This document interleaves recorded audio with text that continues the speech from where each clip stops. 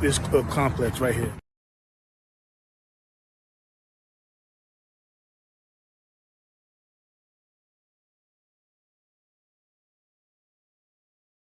The labor are for you and for your family to enjoy.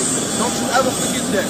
So do not feel guilty about being successful. Because people tend to try to make you feel like you doing something wrong by enjoying abusing your lady.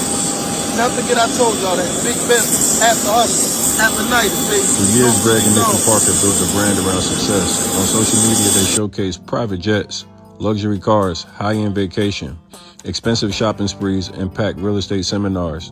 They told thousands that financial freedom wasn't just possible, it was within reach. To many, they represented the dream of building wealth through real estate.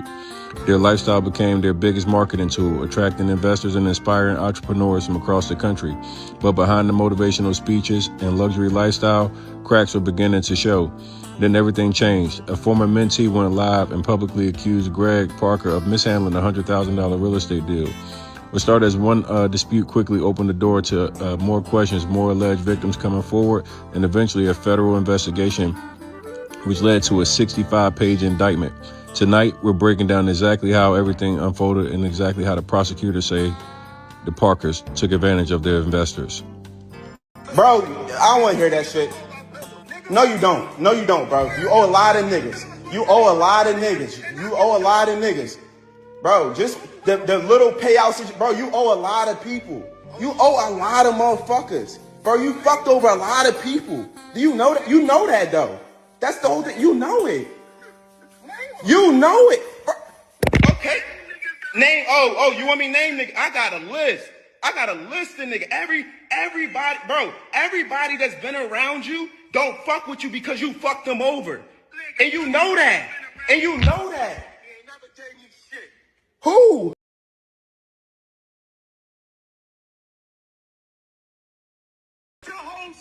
Bro, fuck out of here. And you got the money right back, right? You got the money right back, right? What you mean, what money, nigga? Bro, time out. I gave you all, bro, listen, Greg, I didn't pay no rent. In 3, but Greg, you renting, listen. And you built your own shit, you know what I'm saying? And we kind of, I kind of be moving the same way. So, like, I do be, like I said, bro, I pulled you in the night, but, I ain't been able to slide up on you. I've really been working like shit. So, but definitely I'm watching what you're doing, bro, and keep doing what you're doing, man. And I'm going to tell you the biggest thing that I'm proud of you about is, man, on some real nigga shit, man, like with you and your pop, mending your relationship, bro, that was dope. You know what I'm saying? And I didn't get a chance to tell you that because I haven't talked to you, bro. But that was dope between you and your pop a motherfucking legend, man. You know what I'm saying? Your pop a legend, and you wouldn't be who you are today. You know what I'm saying? And I appreciate. I watch y'all, man, and that's dope. So I didn't get a chance to tell you that. I shot at you. I don't know if I texted to you, I DM'd it to you, but I know you get so many Jones. But I'm.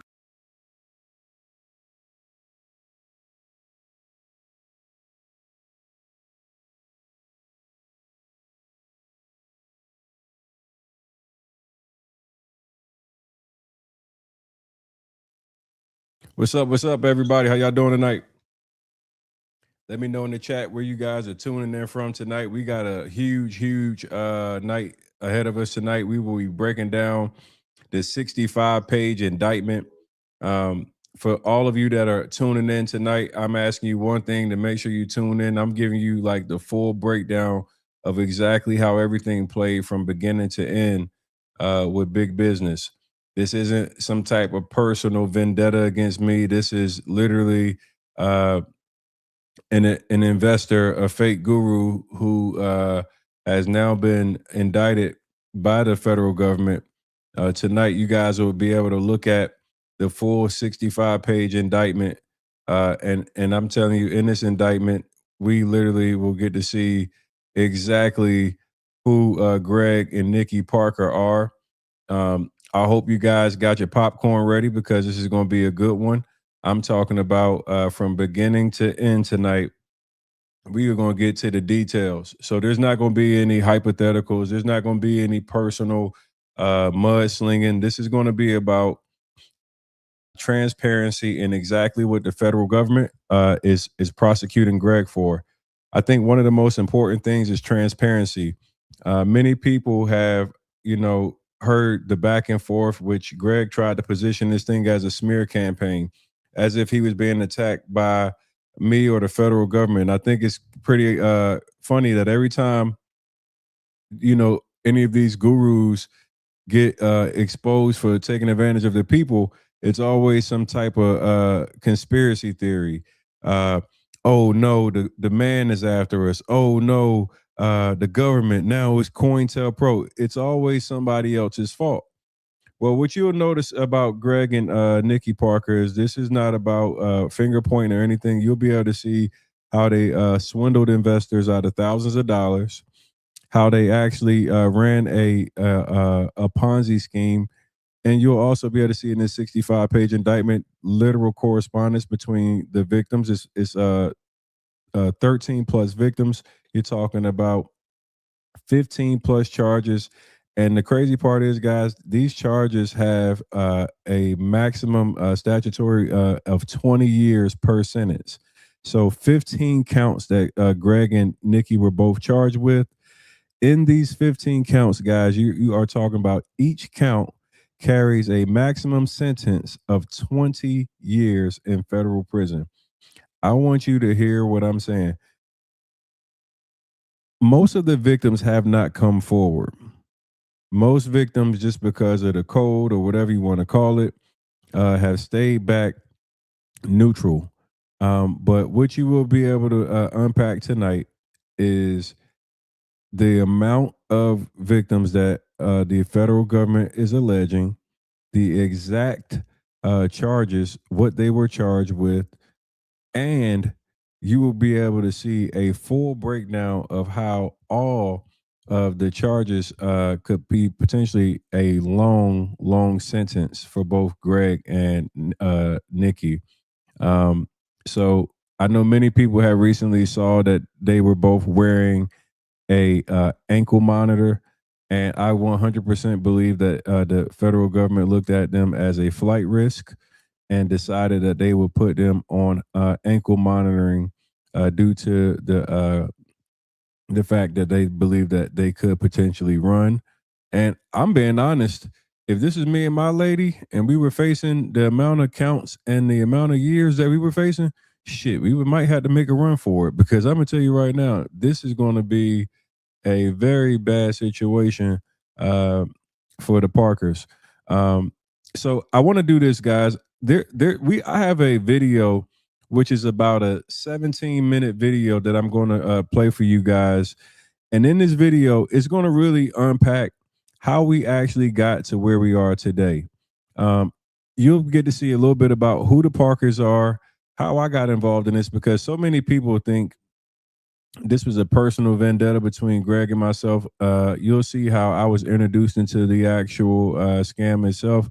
I was not an investor, nor was I actually looking to expose a scam. This was simply me watching an Instagram live and getting thrown all into it. So I'm going to play this video for you guys. After this video plays, I'm going to break down every page of this indictment, and then we're going to open up the lines for live callers, because I want to hear what you guys think about this and exactly how much time you think the couple will get. If you are watching and tuning in from anything right now, I appreciate you. If you don't mind liking the video, sharing. We're streaming on Facebook, YouTube, Kick, X, Twitch. We're on every platform, so I appreciate all the support on all the platforms. Now, just so you guys know, for all of my YouTube subscribers, we have a $1,000 giveaway that we are currently offering. And it's very simple for you to do. All you have to do is subscribe to the actual YouTube channel, and you need to make sure you go to the opening video, the video that shows my my intro video. And when it gets to 1,000 comments, I'm going to pick someone from the comment section. Now, one of the things about what I want to do is I want to incentivize you to actually come to the channel, not only for daily news, because I'll be giving you guys daily news leading up into the trial of the Parkers. We're like 6 days away from the trial. I'll also be having my live reaction to a bunch of other content and things that I think you guys will be interested in. So make sure that you turn on your notifications, because I'll be dropping videos all throughout the day. I'll be going live all throughout the day, and I want to make sure you guys don't miss any of that those videos. So Make sure you do that. Now I'm gonna let you guys watch this video. I'm telling you, this is gonna be like a really good understanding for you of like who the Parkers are if you are brand new. And after the video plays, then I'll give you guys a quick rundown of like all of the craziness. I mean, because quite honestly, what has transpired with this couple is something that like I think most people would never even expect in a million years. So it's been crazy. I've never seen anything like this. I think that let me see if we can get this thing to share. Yep, here we go. I'll let you guys take a watch and then we'll jump back in. For you and for your family to enjoy. Don't you ever forget that. So do not feel guilty about being successful. Because people tend to try to make you feel like you doing something wrong by enjoying a piece of your lady. Not forget I told y'all that. Big business. After hustle. After night, baby. For years, Greg and Nikki Parker built a brand around success. On social media, they showcased private jets, luxury cars, high-end vacations, expensive shopping sprees, and packed real estate seminars. They told thousands that financial freedom wasn't just possible, it was within reach. To many, they represented the dream of building wealth through real estate. Their lifestyle became their marketing tool, attracting investors and inspiring entrepreneurs across the country. But behind the motivational speeches and luxury lifestyle, cracks were beginning to show. Then everything changed. The former mentee went live and publicly accused Greg Parker of mishandling a $100,000 real estate deal. What started as one dispute quickly opened the door to more questions, more alleged victims coming forward, and eventually a federal investigation which led to a 65-page indictment. Tonight, we're breaking down exactly how the prosecutors say it all unfolded. Now we're going to see how the entire empire fell down off one IG live with one mentee that went rogue. What's good? Hey, who changed the locks on that door? Somebody changed the locks on the door. What's up? Yeah, who, nigga? Who? Bro, somebody changed the locks. What's good? Nigga, they left the water on. Either you gon' pay for it, or they Nigga, I ain't paying for shit, nigga. I ain't worried about no money. I'm a fuck. Nigga, that's what I want. Bro, do something when you see me. That's what I want you to do. Do something when you see me. Tell me where you at. Bro, nigga, I'm in Miami. Midtown. Midtown. Text me that. Nigga, I ain't texting you shit. Nigga, come find me. Nigga, I ain't telling you shit, nigga. At the end of the day, you owe niggas millions of dollars, bro. You owe niggas millions of dollars, bro. You owe niggas millions of dollars. You owe niggas millions of dollars. You done fucked over millions of people. Nigga. What I ever do to you? Nigga, you took my fucking money. That's what the fuck you did to me. That's what you did to me. Fuck everybody else. Nigga, I trusted you. Nigga, I ain't, the money I made, I left with you, nigga, I ain't make a dime off of it. I could invest my own fucking money. And then the thing about it is, you do the little sweet talk. Oh, no, let me talk. Then, look, no. This is what you do. You do the little sweet talking. Oh, you my little bro. I would never do nothing. Nigga, I ain't never, where my money at? You gonna send me $2,500, talk about, oh my God, we sent you $2,500. What the fuck is that? Bro, what are you talking about? Bro, you owe me money. What money I owe you? The money, I gave you $100,000. $100,000. I'm gonna tell you the truth. I ain't doing no arguing with you, so you ain't gotta yell at me. Cause I ain't yelling at Bro, cause you know. It is like, it's not even a conversation. Bro, you know what you do. I'm not doing no. Bro, you know what you do. That's the whole thing. Bro, that's the whole. One thing about me, nigga, let me tell you something. Bro, I don't want to hear that shit. No, you don't. No, you don't, bro. You owe a lot of niggas. Bro, just the little payouts, bro, you owe a lot of people. You owe a lot of motherfuckers. Bro, you fucked over a lot of people. Do you know that? You know that, though. That's the whole thing. You know it. You know it. Bro. Okay. Name, you want me to name nigga? I got a list. Of nigga. Everybody, bro, everybody that's been around you don't fuck with you because you fucked them over. And you know that. Who? Nigga, I built your whole shit. Bro, fuck out of here. And you got the money right back, right? You got the money right back, right? Money. What you mean, what money, nigga? Bro, time out. I gave you all, bro, listen, Greg. You ain't pay no rent in 3 years. Greg, I didn't pay no rent in 3, but Greg, you renting, listen, Greg. No, we ain't doing no business deal. This is what happened. Greg, when I rented the place from you, look, Greg. No, Greg. If you saying I owe you 100,000, I didn't say you owe me 100,000, Greg. I didn't say you owe me 100,000. What I said is you owe me money. You still haven't gave it to me. At the end of no. Listen. Even the reason why I even stayed in the house for as long as I did, because you wouldn't give me my fucking money back. That's why I packed my shit up and went to Miami. Nigga, I haven't lived there in 2 years. I packed my shit up and I went to fucking Miami. But I paid $60,000 in rent. I don't give a fuck. You've been holding me in the fucking house. That's what I'm saying. Okay, that's cool. I'm not, bro, I want you to do something when you see me. Bro, I'm happy, bro, we can link up. And we can settle that shit. We can settle that. I would rather do that shit. I would rather. I don't give a fuck. I don't give a fuck. The fuck? That's why you can't say much, because you know what the fuck you do. That's why you even had the audacity to even talk. You wagon, you built your own shit, you know what I'm saying? And we kind of, I kind of be moving the same way. So like I do be, like I said, bro, I pulled you in the night, but I ain't been able to slide up on you. I really been working like shit. So, but definitely I'm watching what you're doing, bro, and keep doing what you're doing, man. And I'm gonna tell you the biggest thing that I'm proud of you about is, man, on some real nigga shit, man, like with you and your pop, mending your relationship, bro. That was dope. You know what I'm saying? And I ain't get a chance to tell you that because I haven't talked to you, bro. But that was dope between you and your pop. Your pop a motherfucking legend, man. You know what I'm saying? Your pop a legend, and you wouldn't be who you are today. You know what I'm saying? And I appreciate. I watch y'all, man, and that's dope. So I didn't get a chance to tell you that. I shot at you. I don't know if I texted it to you, I DM'd it to you, but I know you get so many Jones. But I'm glad we're here tonight. I did want to say that, man, and I know that catapulted your life to a whole different level, and I'm quite sure your family happy. I see you and your sister rocking. You know what I'm saying?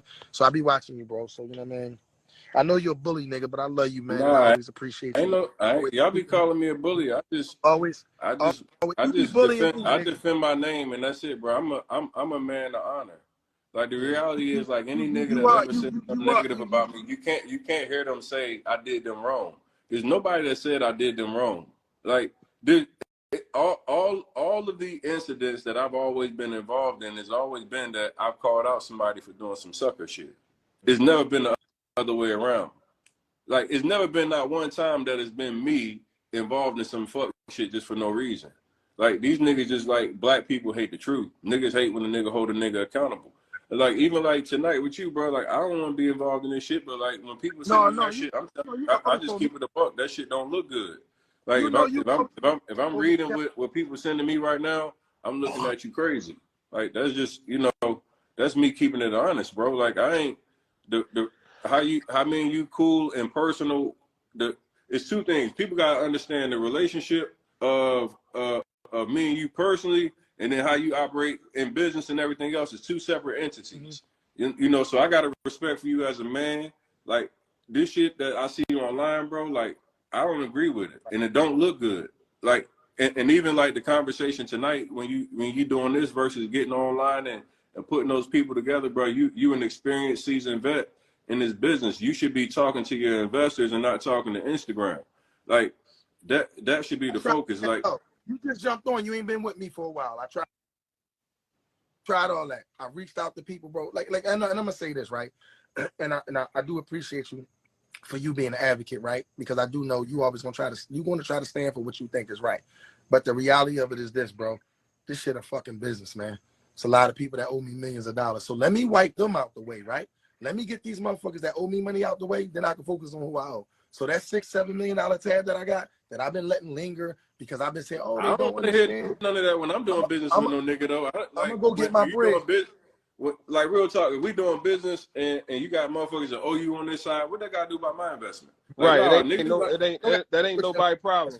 Yeah, that ain't. You can't pass another person problem off on me. Like, nah, bro, you better go sell that motherfucking house or something and give me my money. But like, how you gonna pass off other niggas a bad investment on me? It don't got nothing to do with that. But what I've been analyzing about the conversation, you just being an open book, I guess. When I listen, first of all, before you got on, let me say this because you wasn't on the whole time. One thing you do know about me, nigga, when you tug my shit during the COVID, nigga, I'm gonna let it all loose. I don't hold back. If I owe this, I owe that. But what I said was today was first thing me and Feast talked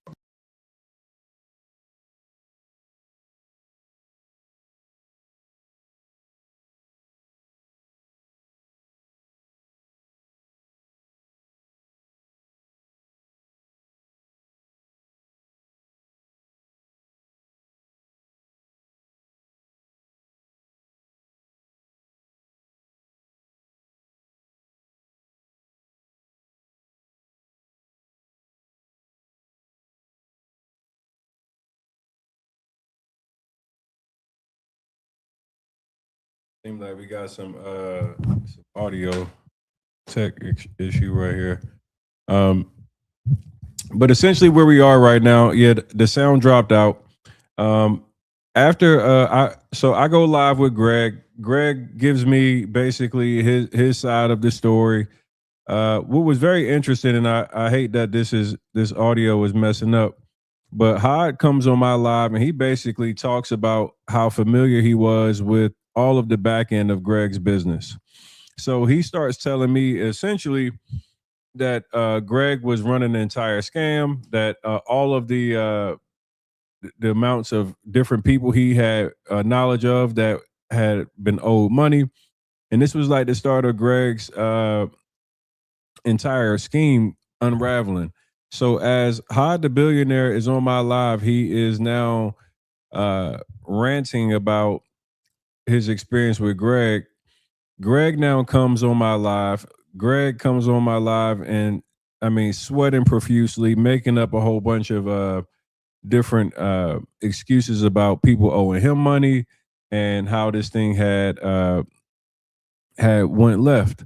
So for all of the people, if you know me, or if you follow me for quite some time, I'm very protective about my name and about anybody I care about.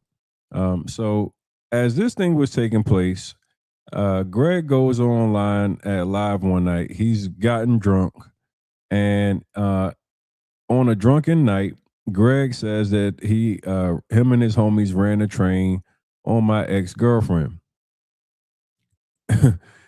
At the time, there was no wife or girlfriend exchanges of who was being exposed. I was simply keeping it on Greg and Greg only. Now, at this point, Greg goes and he violates the my ex, and it was in the most egregious way. So I called Greg. I FaceTimed him in the morning. I said, "Hey, listen, you got 24 hours to apologize.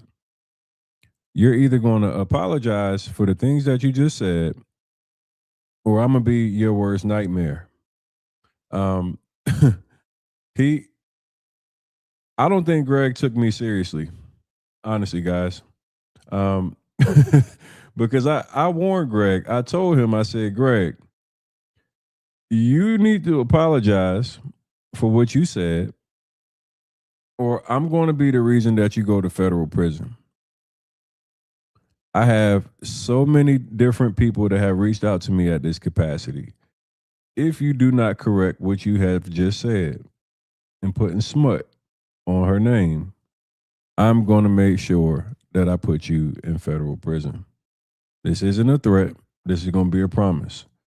And Greg apologized to me personally, but the clock was ticking and he did not make the actual public apology. As a matter of fact, I do have that video here. That one's playing, so I'll play that video real quickly.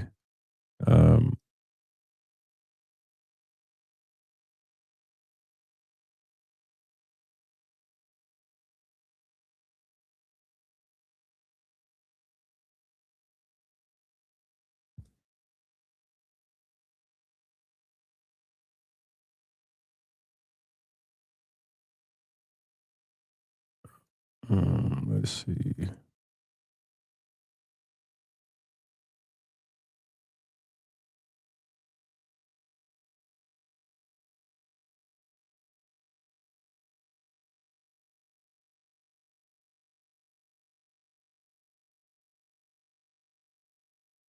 I got so many videos of Greg doing nonsense. It's kind of crazy right here. I'm like, as I go through my files right now, I'm like, bro, this dude. And the crazy part, as I'm looking for this video, I'm I'm I'm kind of shocked at how bold Greg is.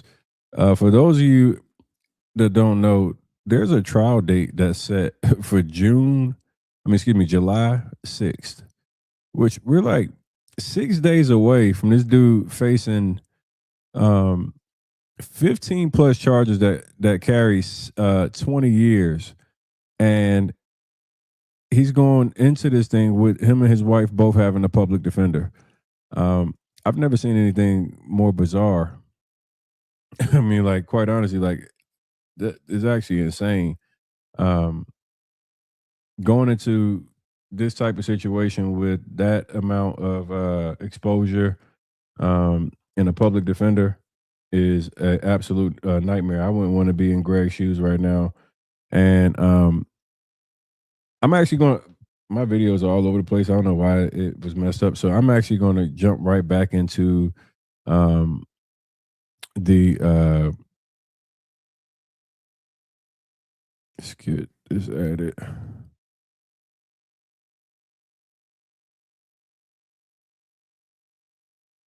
So I want to get into the actual indictment itself. Like, this is what you guys are all here for in the first place, right? So I think, like,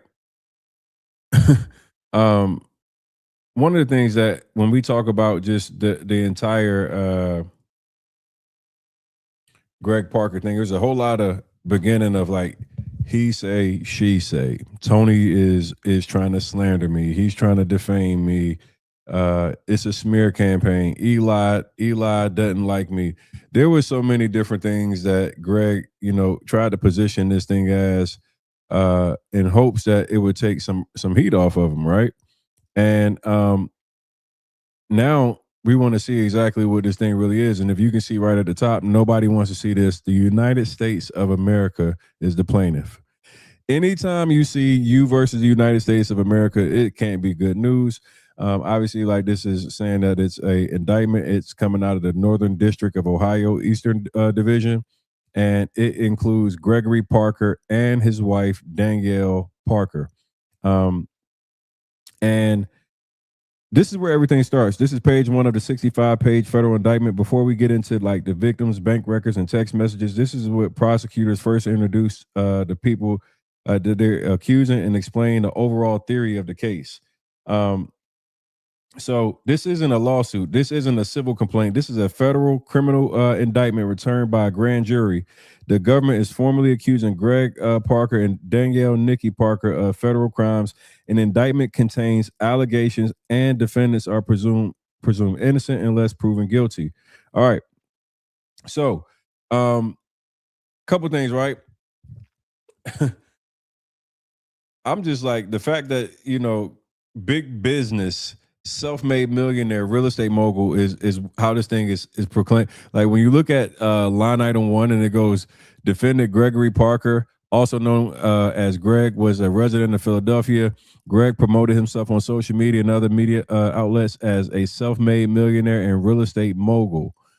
Defendant Danielle Parker, also known as Danielle Morris or Nikki Parker, together with Gregory, the Parkers were residents of Philadelphia. The Parkers held themselves out as successful real estate entrepreneurs who could teach individuals to invest successfully in real estate. The Parkers recruited individuals through in-person and online seminars and social media to invest in acquisition, development, and rehabilitation of real property located in Cleveland, Ohio, and East Cleveland, Ohio, in the Northern District of Ohio, Eastern Division. In reality, the Parkers were operating a Ponzi scheme. I want you to hear that part like this. Like, the prosecutors immediately go, they were acting as if they were rehabbing properties. In reality, the Parkers were operating a Ponzi scheme. They misled and lied to investors, taking the money invested, and contrary to the representations and promises made to those investors, using the money to fund their own lavish lifestyle and at times make some payments to earlier investors. So for those of you that aren't familiar with how a Ponzi scheme works, basically what happens is there's going to be people coming in. As new people come in, and they start using the new money to pay back old people. So that's how sometimes you'll hear people say, like with Greg, like, hey, look, I got my money back, or things of that nature. You don't hear that these people were actually saying that they got to the finish line with the actual the Parkers. They were only getting refunds on money that they had actually invested into these actual Ponzi schemes, right? So, and I've said this numerous times. I tell people, like, hey, look, if you were buying a real estate asset that was $100,000 and it took you a year or two to get your money back, and you still don't have any real estate, and he just gave you a refund. He got an interest-free loan for a year or two, while you were supposed to be getting some type of appreciation in the market at the time, where the real estate market was absolutely booming. The things that I want to make sure like you guys really understand, like the government's entire case like really boils down to the fact that all of this was a lavish lifestyle that was misrepresented as successful real estate investors. The Parkers controlled numerous LLCs that they used to promote and finance their real estate ventures, including AP Capital LLC, Big Business, Billionaire Boys Investment Group LLC, Diamante Enterprises LLC, Diamante Estates LLC, Diamante Financing LLC, G Parker Unlimited LLC, GG Properties Unlimited LLC, Hometown Estates LLC, Lady Millionaires Club LLC, Lady Millionaires LLC, Maybach Constructions Cleveland LLC, Maybach Construction LLC, Nori Properties LLC, Parker Airways LLC, Parker Community Development, Parker Estates LLC, Rehab Queens LLC, and We Build 2 LLC, each a Parker LLC, and together Parker LLCs. These people had 30 different. Hey, yo, man. These people, man. Oh, man. I mean, the amount of LLCs that they had is absolutely like wild. I mean, like, goodness gracious. I'm talking about the Parkers had a LLC for the LLCs. Like, and for those of you who are new, because there were so many of these different LLCs and so many layers to it, Greg and Nikki had been sued by numerous investors under the Civil RICO Act because they were using multiple LLCs, and obviously like having numerous people involved in their scheme.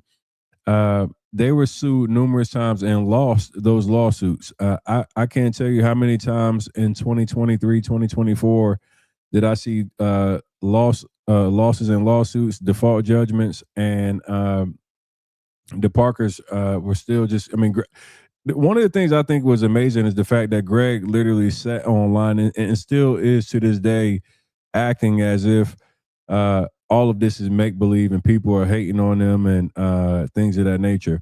I think this is going to be one of the biggest things that also causes the judge to cook Greg and his wife as well, is that there's been no level of accountability. This has been like Greg has made this seem as if, you know, it was like a smear campaign and things of that nature. And the amount of people that are involved in this thing is absolutely crazy. So I'm telling you right now, and somebody said like and subscribe LLC.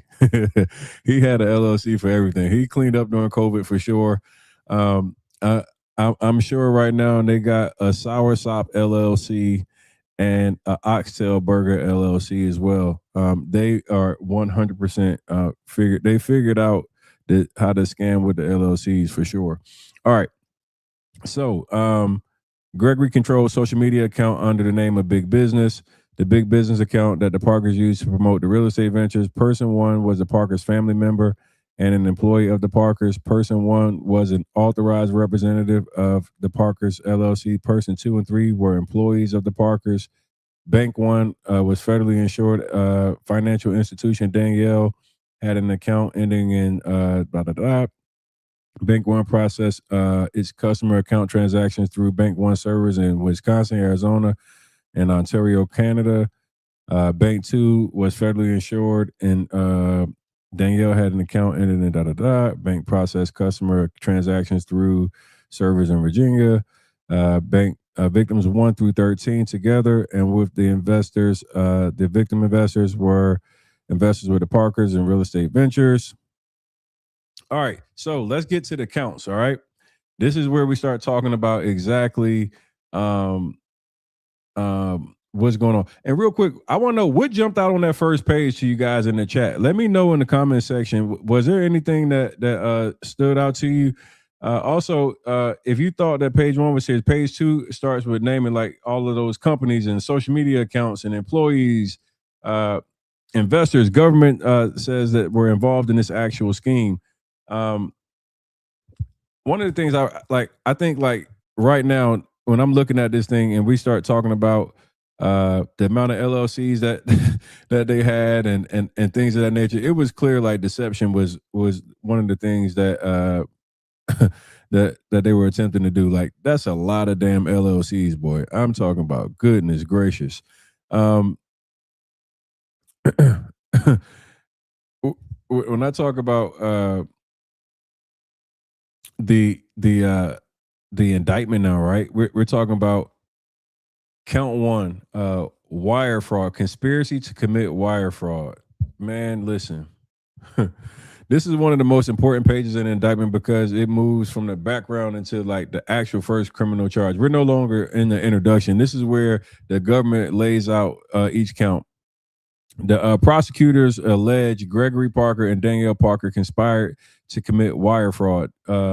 This is the first formal complaint in the indictment. So the factual allegations contained in paragraph 1 through 10 of this indictment are realleged and incorporated by reference as fully set here within from and or around January 2017 until December of 2023.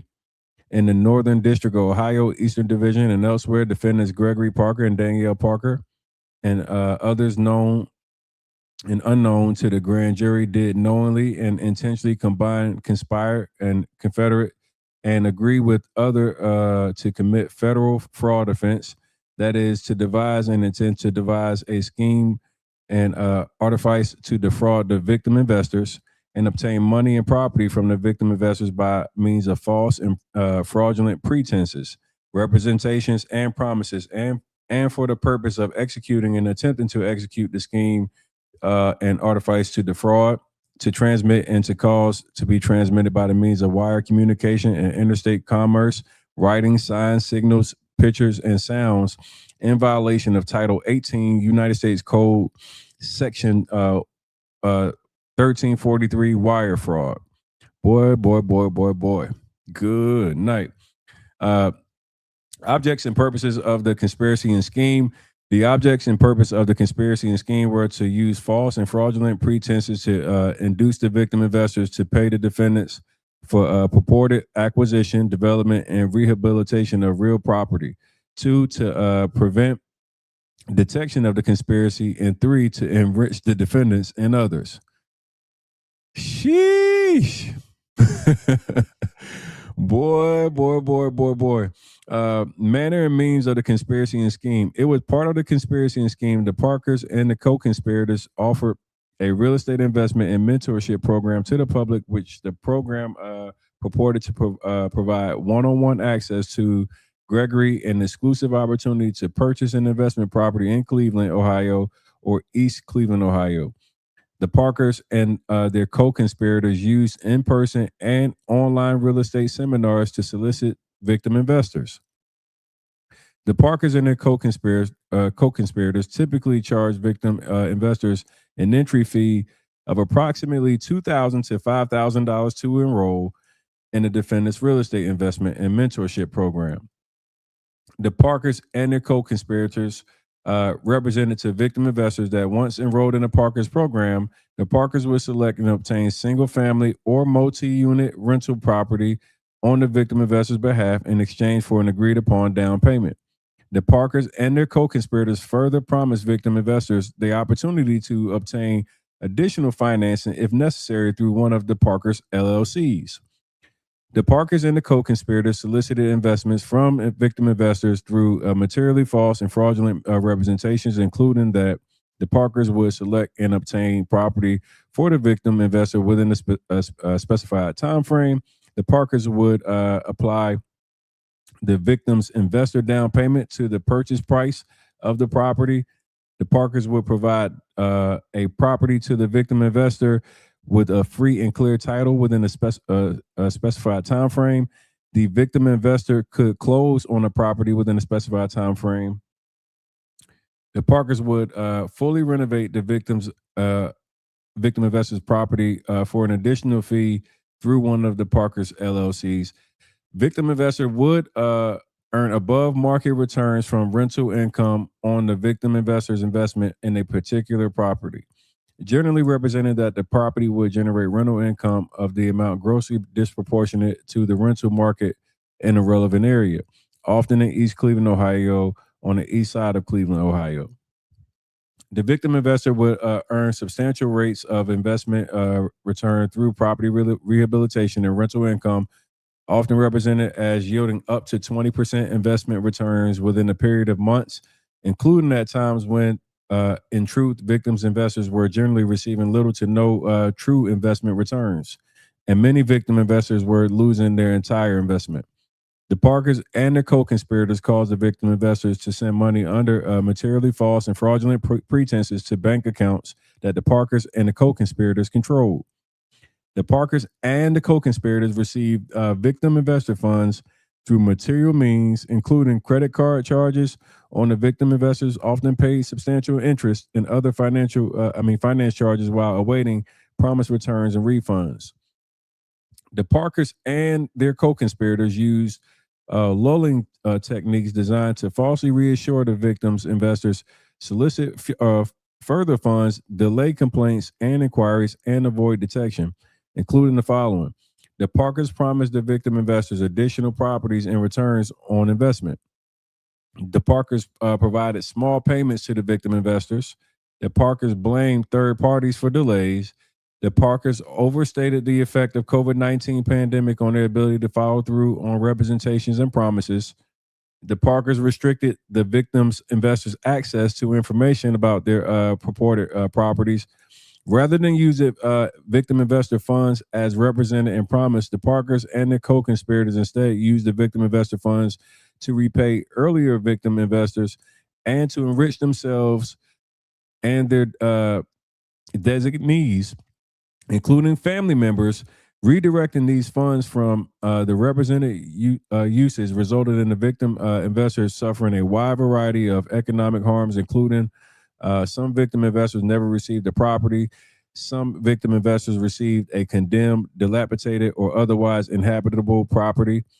Some victim investors received a property without clear title. Some victims investors were forced to sell or attempt to sell the property they did that they did receive at a loss. Acts in furtherance of the conspiracy and scheme, in furtherance of the conspiracy and scheme, and to accomplish the objects and purposes and conceal the existence of thereof, a member of the conspiracy committed and caused to be committed in the Northern District of Ohio, Eastern Division, and elsewhere following acts, among others. Boy. From or on about June 8, 2018 through June 10, 2018, the Parkers hosted an in-person real estate investment and mentorship seminar entitled Greg Parker Presents Big Business Minus the Business Suit in Philadelphia, Pennsylvania. On or about October 2, 2018, Gregory recorded and posted a video to the Big Business account, which depicted Gregory flying in a private jet and giving a sales pitch for his real estate investment and mentorship program to a group of company investors. On or about March 10th, 2019, Danielle sent an email to Gregory attaching a spreadsheet entitled New Cleveland Signups, which contain investor names, contact numbers, and payment amounts received. From on or about April 5, 2019 through April 7, 2019, the Parkers hosted an in-person real estate investment and mentorship seminar entitled Year of the Millionaire Tour in Atlantic City, New Jersey. On or about December 4, 2019, Gregory recorded and posted a video to a Big Business account in which Gregory pitched construction funding, which was private funding through his wife and his partner to his Cleveland clients to expedite the process of obtaining real rental property from the Parkers. On or about December 13, 2019, Gregory recorded and posted a video to the Big Business account from the Cleveland, Ohio, in which Gregory promoted an upcoming in-person real estate investment mentorship seminar in Atlantic City. Goodness gracious, boy, this shit is crazy. On or about December 18, 2019, Greg recorded and posted a video to the Big Business account. I think a lot of this right here, we can kind of get the point. We're getting like through the pages now where it's just showing all the different times that Greg made or purported, or promoted different ways that people could invest into the scheme. And I just want to make sure like we're clear. I'm like, as I'm going through these pages, I'm going to kind of scroll past some of this stuff because I think like obviously like we kind of get the point where it's talking about the different ways. I don't want to keep you here till tomorrow walking through each line item of the 65-page indictment. But the government is just giving a timeline of like videos and public statements that they allege were part of how Greg promoted the actual Ponzi scheme. So obviously just seeing just the different ways that Greg, pushed this scam, different boot camps, different I mean they were hustling their ass off. I mean, they're creating LLCs that have vehicle payments. I mean, this thing is wild. I'm gonna read this one right here though. So on or about September 23rd, 2020, Gregory recorded and posted a video to the Big Business account in which he represented that he could teach investors how to invest $25,000 to create residual income for $2,500 a month.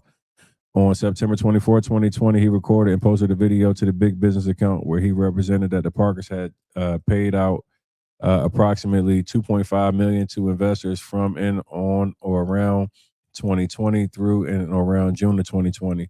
Showed a document purporting to be the Parkers' 2020 bank account statement to prove that the Parkers had paid out approximately $565,292.21 to investors in or around July 2020. So Greg was getting online and posting videos acting like he had actually paid back investors. One of the it's actually funny that I'm seeing this in the indictment because one of the videos I have, I know many of you saw the other day, I had posted it where Greg was actually sitting at a counter. He goes, "Ain't nobody getting more money than me, even that nigga Tony the closer." And he like lifts up his shirt. Well, that actual video was one of the times where Greg was actually on live saying that he had been paying back investors for millions of dollars, which obviously like that was a lie. So it's funny, like the feds, they sit back and they watch all this stuff for like as long as I was wondering what took so long for them to actually make an arrest, because when I was exposing Greg, the amount of victims that came forward with the receipts and they had like all these different civil RICOs, I was expecting honestly like the feds to come in a lot sooner and make an arrest, because he had so many incriminating, like this was like low level junkie stealing. Like this was like this wasn't high level crime. Like what Greg and his wife were doing, it was very easy to see that they were just robbing Peter to pay Paul. So for a lot of it, like as I was looking at these things, it was just like really more so how long he could get away with taking advantage of people before people actually said something. But from a you didn't have to be a detective. I always joke and I call myself Special Agent Blacklock, but hell, Special Agent Blacklock didn't even have to be summoned for this one. I mean, you could have been anybody and pick this thing up. So I just want to touch on the victims now. Like obviously, like we kind of cover like a lot of what the way Greg positioned the scam and how he did all those things, but now we're going to cover like some of the victims. So I wanted you to kind of get an idea like how the victims got the runaround and the investment, what it looked like, and et cetera. So victim one, on or about April 5th, 2019, the conspirators caused victim one to send a cashier's check in an approximate amount of $20,000 to a bank controlled by the Parkers.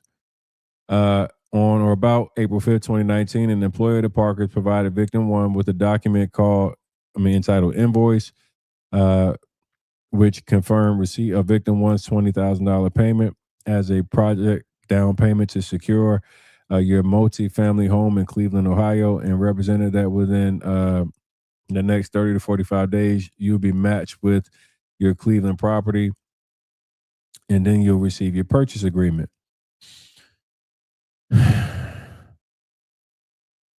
This part is so frustrating to me, like reading this, because like you could tell this person really had no real estate IQ at all. Anybody that's doing real estate transactions, you never send the money directly to the seller. Never. You either will provide your money to a closing attorney or a title company. The fact that Greg was taking this money in and saying that he would later match you with a property was the first red flag you should have noticed. Like, there's no like, hey, look, I'm gonna give you money, then you're gonna find me a property later. Like, that's such scam. Like from the beginning, like, oh my goodness, this is like disgusting. All right. So it said that people will receive their purchase agreement within 30 to 45 days. Like, bro, what in the fuck? This is like, but obviously, like, you got to understand, people were trusting Greg to be their mentor. So I get it. I mean, you just kind of you're following the advice of the person that's guiding you. But man, that's a major red flag. And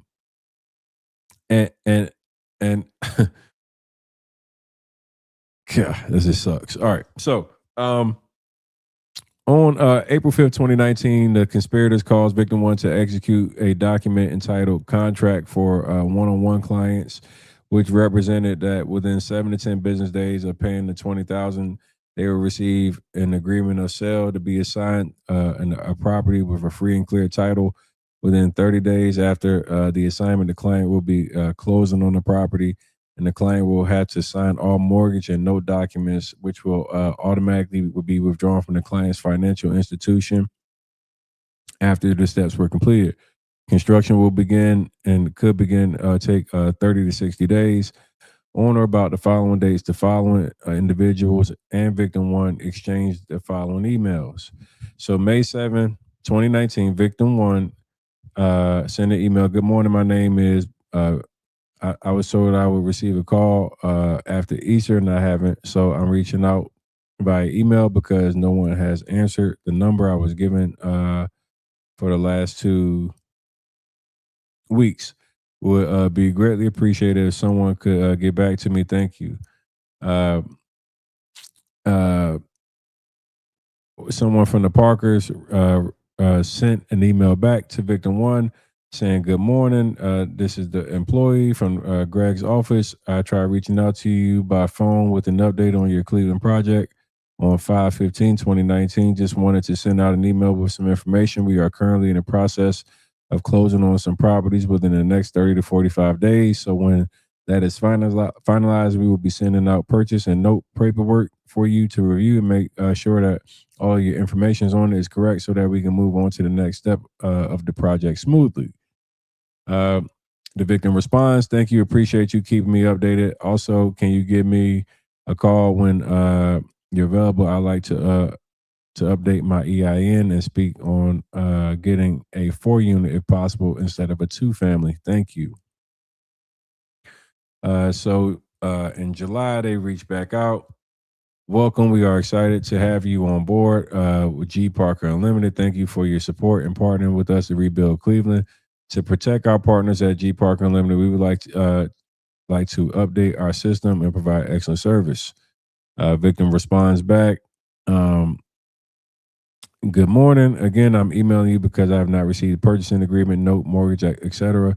I was told that it would be sent out, but to check my spam folder it is not in my spam folder either, meaning it has not been sent, or I'm not sure why I'm not receiving an email with information without having any of the documentation. I'm truly running out of patience due to a lack of misinformation and direction and no one getting back to me. Again, please advise. Thanks. Victim reaches out again. Good morning. This is blah, blah, blah from Cleveland, one-on-one client. I've been calling and left a message at the office in regards to the construction funding to expedite the process of my project. I haven't received a call back yet and would truly appreciate if someone could get back to me. Thank you. Victim reaches out. Excuse me. That was from now the Greg. They respond back in December. I am about to leave Cleveland. I'll call you when I'm back in my office if that's okay. Like just a bunch of running around. It seems like just dragging it out. On February 2020, the conspirators caused victim to wire an approximately $24,000. Oh shit, you sent more money? Good Lord. All right. So victim one, you're getting on my nerves now. Yep. You just pissed me off. So victim one was getting drug along for almost a year. And then in February of the next year, they decided to send $24,000. Jesus. So on February 26, 2020, the conspirators caused victim one to wire approximately $24,000 to a bank controlled by the Parkers. On October 6, 2020, the conspirators caused victim one to execute a purchase agreement in an approximate amount of $60,000 for real property parcel located on Van Buren Road in East Cleveland, which the agreement person one signed on behalf of Parker LLC. On about the following dates, the conspirators caused victim one to send the following email. Caused victim one to send the following emails and to an email address controlled by the Parkers. Good morning. Trying to get in touch with Greg. He told me to call him after New Year to close, but haven't been able to reach him. Then it's another one. Trying to follow up with Greg. Supposed to schedule a day and time to get out to Ohio to see the property. Thank you. On or about January 31st, 2022, the conspirators caused victim one to sign a document entitled Mentorship Agreement, pursuant to which Greg agreed to mentor victim one, provide necessary resources and training for the mentee to develop several sources of income, not limited to real estate investing, foundation, personal credit and business credit, personal and business funding, real estate financing, seller financing, funding process, how to become a licensed general contractor, how to establish oh my God, man, how to structure a business, how to run a short-term rental business for real property and vehicles, how to automate your business, how to market your business, and how to turn the leads into sales and deliver. Bro, Greg was given the fucking runaround of, hey man, hey, like victim one really like. I'm gonna keep it a buck with you, bro. So you sent $20,000, got the runaround for a year, and decided to send another 24,000. Like, yeah, y'all motherfuckers be pissing me off. Like, bro. Hey, chat. Let me know. Am I tripping? Am I seeing this shit? Listen. Am I tripping? Motherfucker say, hold on. We doing what? Ain't no goddamn way. I'm like, hold on now. Like, what the hell is going on? I had to back away for a second. Like, hold on. So you get the runaround for a full year, and instead of damn, all right, yeah, yeah, all right, that's crazy.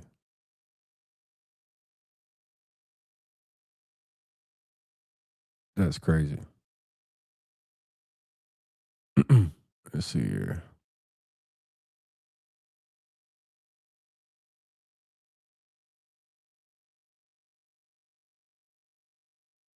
All right, so,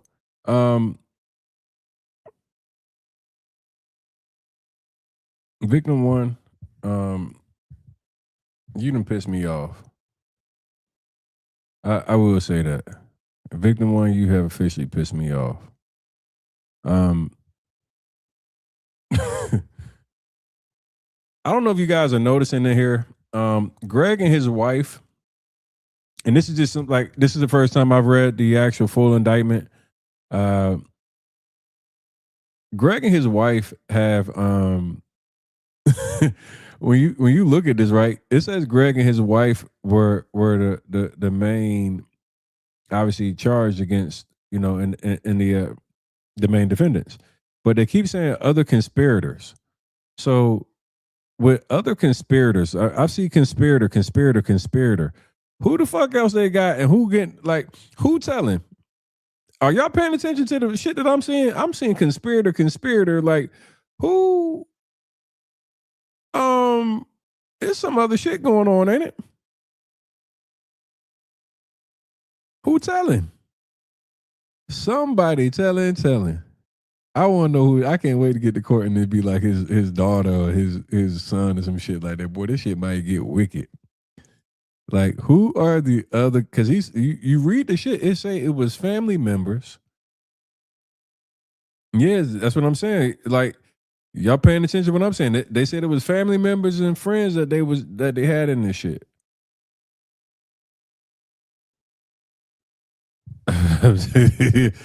Ooh, I want to know who telling. Boy, this shit about to get spicy. Oh, man. All right, so victim 2. On or about September 5th, 2019, the conspirators caused victim 2 to wire approximately $30,000 to the bank. November 19, the co-conspirators got victim 2 to execute a purchase agreement for the amount of $200. Huh? Okay. So victim 2 sent $30K in September, and in November they got a purchase agreement for $220,000 for real property parcel located in Harvard Avenue. All right, that's a come up like a motherfucker. Oh, this shit again. Hey man, if you gave a nigga 30 bands and he gave you a $220,000 contract, that shit ain't sound crazy to you? I'm convinced. Hey, look, I'm convinced that Greg was dealing with some of the short bus people in Philly or some shit like that. Man, how the fuck that makes sense? I was just like, what? Man. All right. So November 19th, they do that. November 5th, the Parkers and Victim 2 exchange the following emails. Good afternoon, Victim 2. We are emailing you today on behalf of the Cleveland 101. In the next few days, you will be sending da-da-da-da-da-da. Please reply to email. We make room with the signee, da-da-da-da. That's just a BS email. All the information is still the same. Just please make sure I'm getting a 6 family like me and Greg spoke about. Thank you. That's very crazy. I don't even understand this shit right here. Like, I'm a little confused. All right, so they paid $30K and got a purchase contract for $220. They wanted a 6-unit. Okay. All right.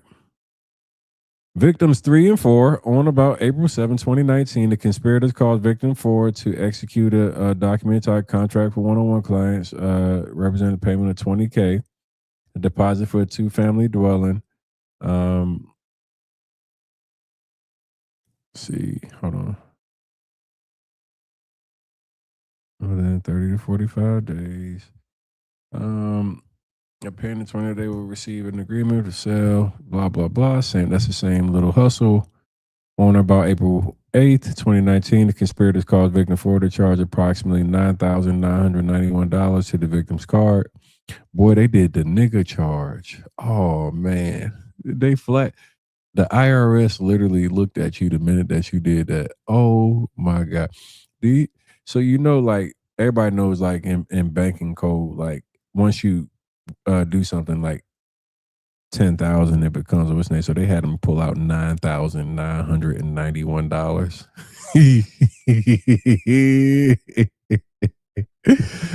Oh man, boy, y'all crazy as hell here, boy.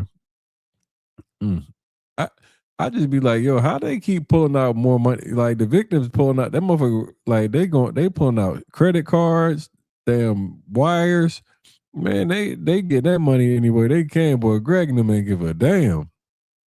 Yeah, I need you to go pull 10,000 off your credit card, but only send $9,991. Boy, this shit is a trip. On or about April 8th, 2019, the conspirators caused victim 3 to charge $10,609 on victim 3 credit card, which funds were payable to an account controlled by the Parkers. So maybe not. They could charge them $10,600. They just getting whatever they can get off the card. And shit, maybe the card wouldn't go to 10,000, only go to 99.91. Somebody said Gutbuster LLC. Hey man, yeah, Greg and them, they cutting up. They acting real bad. Yeah, this is wild. June 24th, 2019, the conspirators caused victim 4 to execute a short form application which represented victim 4 had $20,000 available for a project down payment. On June 24, conspirators caused victim 4 to execute a real property agreement in an approximate amount of $65,000 for real property, which Danielle signed on behalf of the Parker LLC. On August 26, 2020, the conspirators caused victim 4 to execute a purchase agreement of approximate amount of $65,000 for another property. Okay. So on August 27, 2020, person 1 on behalf of the Parker LLC executed a purchase agreement in an amount of $65,000 for another property. Victim 5, they got initial wire of $27,500 from in 2021 to 2022. Victim 5 exchanged the following text message: "Good morning, bro. I didn't forget you." Greg is reaching out to him. "Good morning, bro. I didn't forget you." Greg, he hits Greg back. "Thanks, B. Big bro, I'm still waiting on a refund." Look, why everybody like look at that. The first thing dude says refund. Like, why y'all think that you get refunds in real estate? Like, that's not even how real estate works. So, like, the fact that people were talking to him about, "Hey, big bro, I need a refund. I got a refund." So Greg sends him a message back: "Damn, bro, I'm sorry. Let me get on that." Victim goes, "Yes, sir. Talk to me, bro. The duplex refund. Bro, I need some answers." So now the guy's sending Greg multiple messages. Greg's not responding to any messages, anything at all from victim 5. On about August 12th, 2023, Greg and victim 5 exchanged the following messages: "Yo, Greg, hit me up. My fault, bro. I've been on the road." Victim 5, "Bro, I'm going to need you to come through for me. I'm knee deep in debt right now. If you can send me that, I'll greatly appreciate it. If not in full, I'll take installments as well." Greg says, "Bet." Victim asks, "When can I expect something, big fella?" "It can be 2,500, 5K, or more." So now the victims is trying to get their money back, talking about they need a refund and they'll take it in installments. So you see how this is going. On September 28th, 2023, Greg, using the big business account, and victim 5 exchanged the following messages.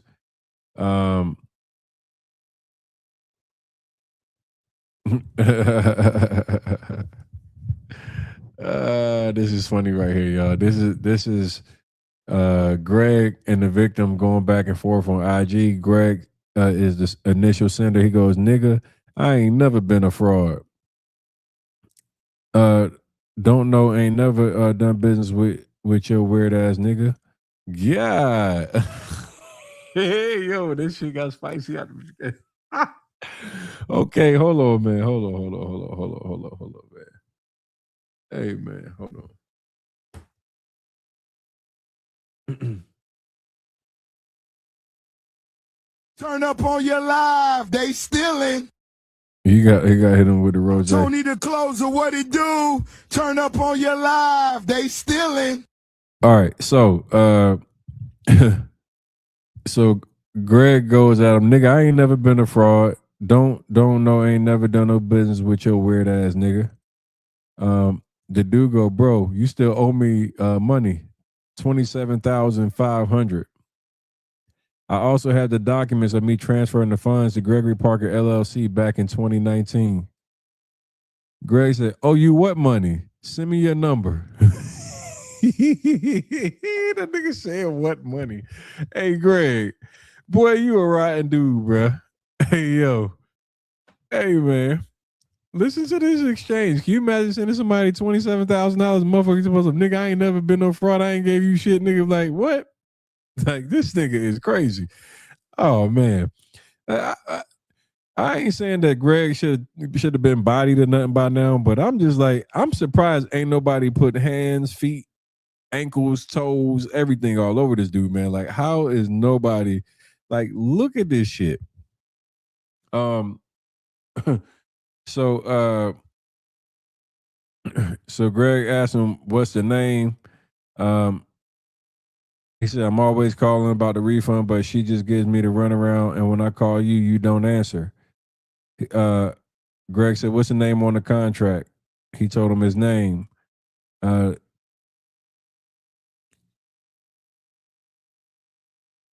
He said, I know this ain't my boy. Damn, nigga, I ain't never been no fraud.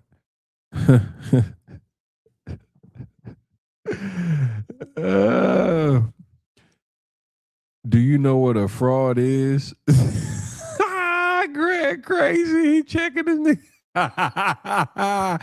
Greg said, do you know what a fraud is? It's a nigga that ain't doing shit he say he doing and ain't never been me in my life. Nigga, I been told them to give you your bread. Send me your contract. Victim 5, bro, I never got nothing back from your peoples. Greg go, who did you actually deal with? Who was the contact person? Man, this boy Greg is a fool with it, man. He is a fool with it. He is a fool with it. That's like he's like disassociating the fact that he was actually the person that was talking to this dude. He's like gaslighting the fuck out of him. Like, bro, don't play in my face after I just gave you almost $30K. Like, dude goes, you didn't assign me anyone. When I was at the bank, I was on the phone with you. You was the one that gave me instructions on how to send the money. Like the routing number and account numbers, and you said someone was going to call me and fly out to see the duplex, but that never happened.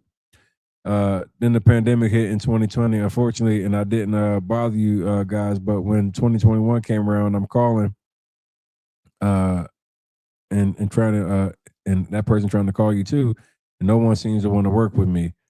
And then Greg goes, okay, I'll call you. And the guy goes, bet.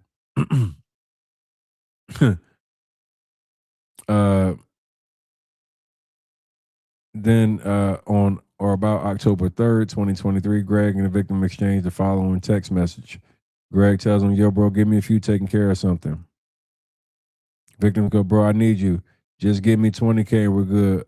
I won't call if I didn't need it.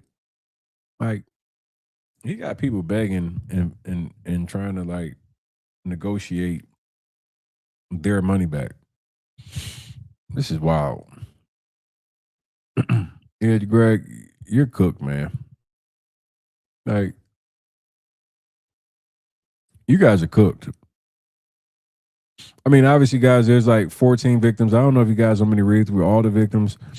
Let me know in the chat. Do you guys want me to read through all the victims? Like, are we kind of catching up on what's on? Like, tell me how y'all want to do this. Y'all want me to keep going? Like, we got it's 13 more victims. You can see, like, goodness gracious, boy. They what the fuck? Yo, victim 8 was giving a credit card to business. Yeah, look at victim 8. Bro, victim 8? Hold on. All right.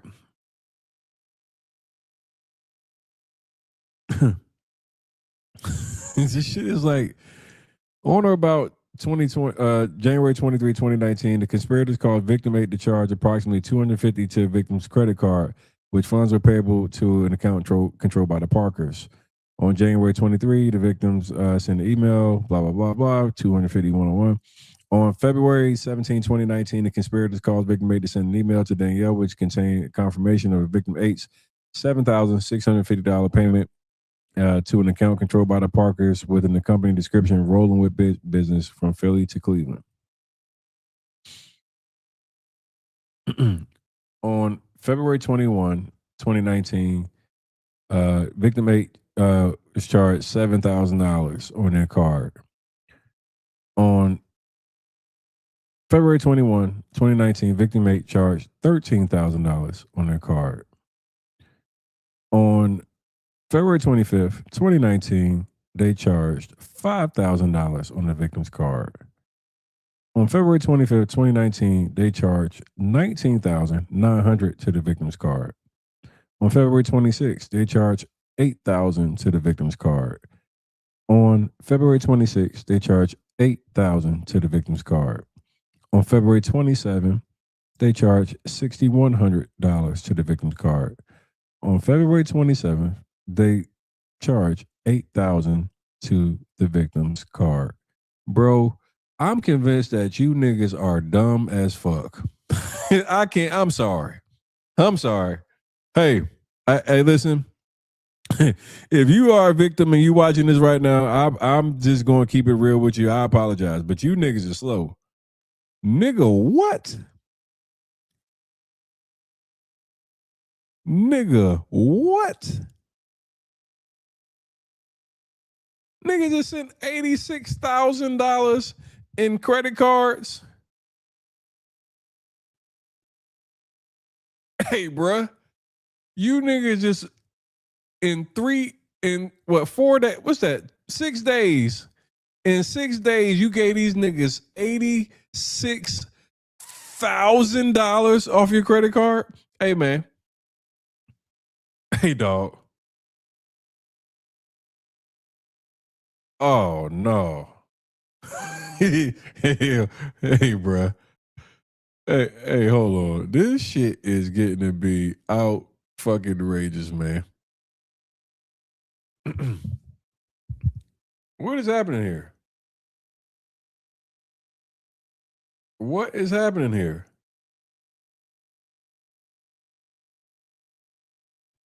Hey, man, say, man. hey, $86,000. Okay, so on February 25th, victim 8 reaches out to Greg. Hey, G, credit cards. I sent $86,000 to Nikki. As of today, I'll send you the other $14,000 tomorrow. What the fuck? These niggas took 100 bands off their credit card?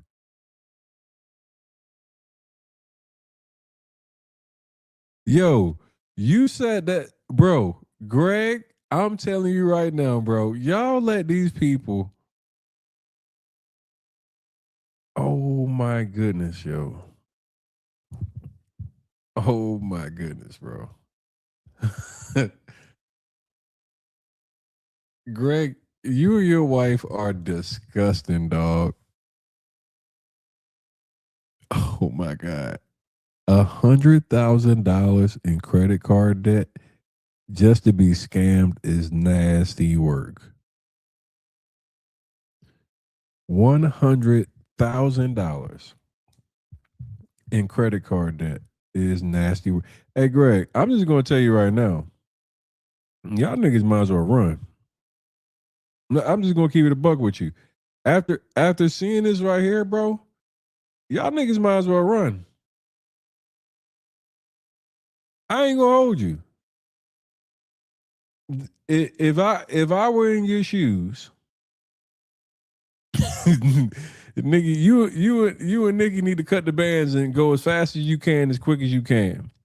You need to get any homies that you got in the city that rock with you, and y'all gotta get the fuck out of Dodge. Because when the judge start looking at this and they start saying this shit in court, I'm telling you right now, this shit right here gonna get y'all motherfuckers filleted.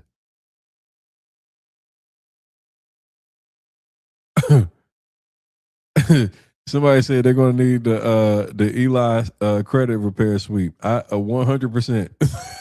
This is what y'all credit look like that be coming from Eli.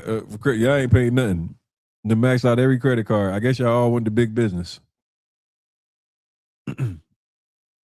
Listen, I'm just gonna be so thorough with y'all. Listen, if I had to go against the United States of America, and I knew I opened up my motherfucking my indictment, and my indictment looked like this. Yeah. Hey, look, because you gotta just factor in and do some basic math, right? If this is your criminal indictment, you're facing what 15 counts that carry a maximum sentencing of 20 years on each one. They're what, 50 plus years old? You're probably gonna die in jail. Yeah, you're probably gonna die in jail. So if you're gonna die in jail, at least you should make a run for it. I don't know where you will run, but I'll run somewhere. I don't know where you can run because you like kind of in a bad spot. Like you like in Miami, I'll jump in a boat or something, try to get, somewhere. But like, I don't know where you can go, but you better go somewhere because they going fillet y'all. I mean, this shit is crazy. Like the runaround and all this stuff. I'm reading this shit. This shit is just like having to say, hey, Greg, don't forget me. Hey, G, don't forget me. Like, it is begging and like, goodness gracious. Yeah, hey, look, they got 6 days. They better figure out something in 6 days because the minute that they go into that courtroom, that might be their last bit of freedom.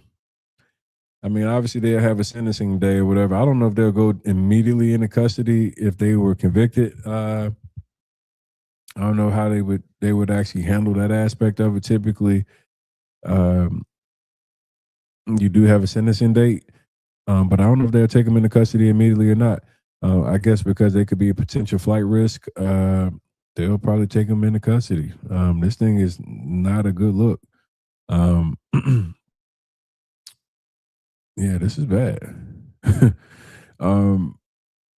Good night. Look at this. Like, look at this shit, man. Yeah. So, all right, I'm gonna read through some more of these messages between Victim 8, who Victim 8 sent $100,000. Yes, they have a public defender. Here's what I'm going to do. I'm going to read through just a little bit more, and then I'm gonna open up the lines because I want to hear from you guys a little bit.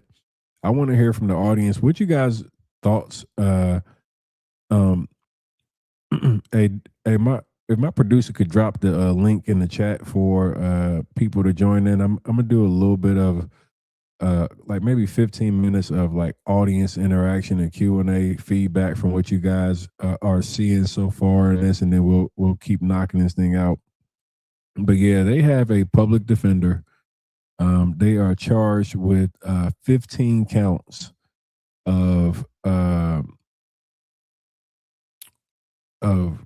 wire fraud and other things. We'll go through all the counts, but as I was going through this thing, it said that they had, like, the judge put very strict rules in place, where, for starters, the plea agreement had to be within a week of the actual trial. Well, now you're 6 days from the trial. There's been no plea agreement, and the trial date is set for July the 6th. So I don't know.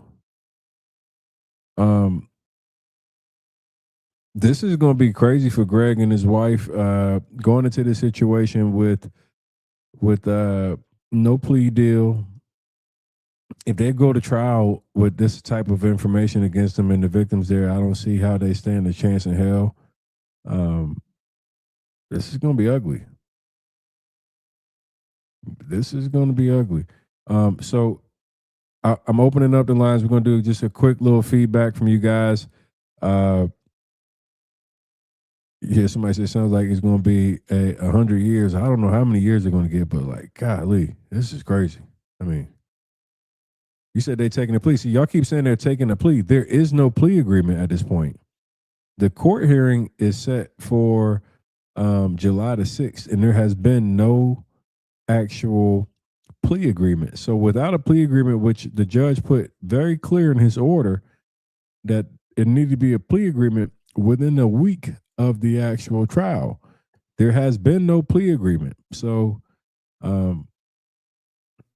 this is going to be very interesting. Very, very interesting. I see Ronnie comes up here every night, man. Ronnie, what's up, man? How you doing? Tony, what's going on, man? How you doing?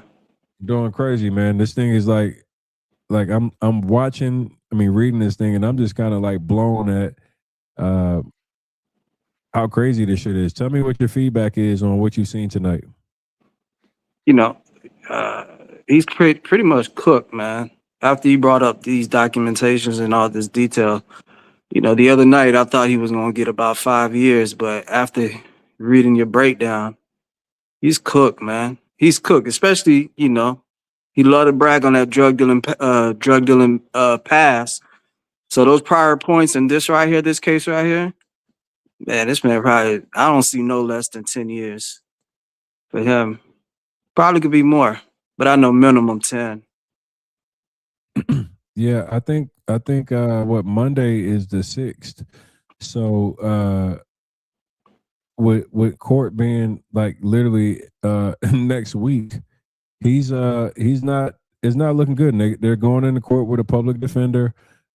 As I'm reading through this indictment, you're seeing a lot of these people who were literally just getting finessed and then the runaround. What do you feel like when you see the actual messages and how these investors were literally just getting like spent on their investment? Well, it's sad.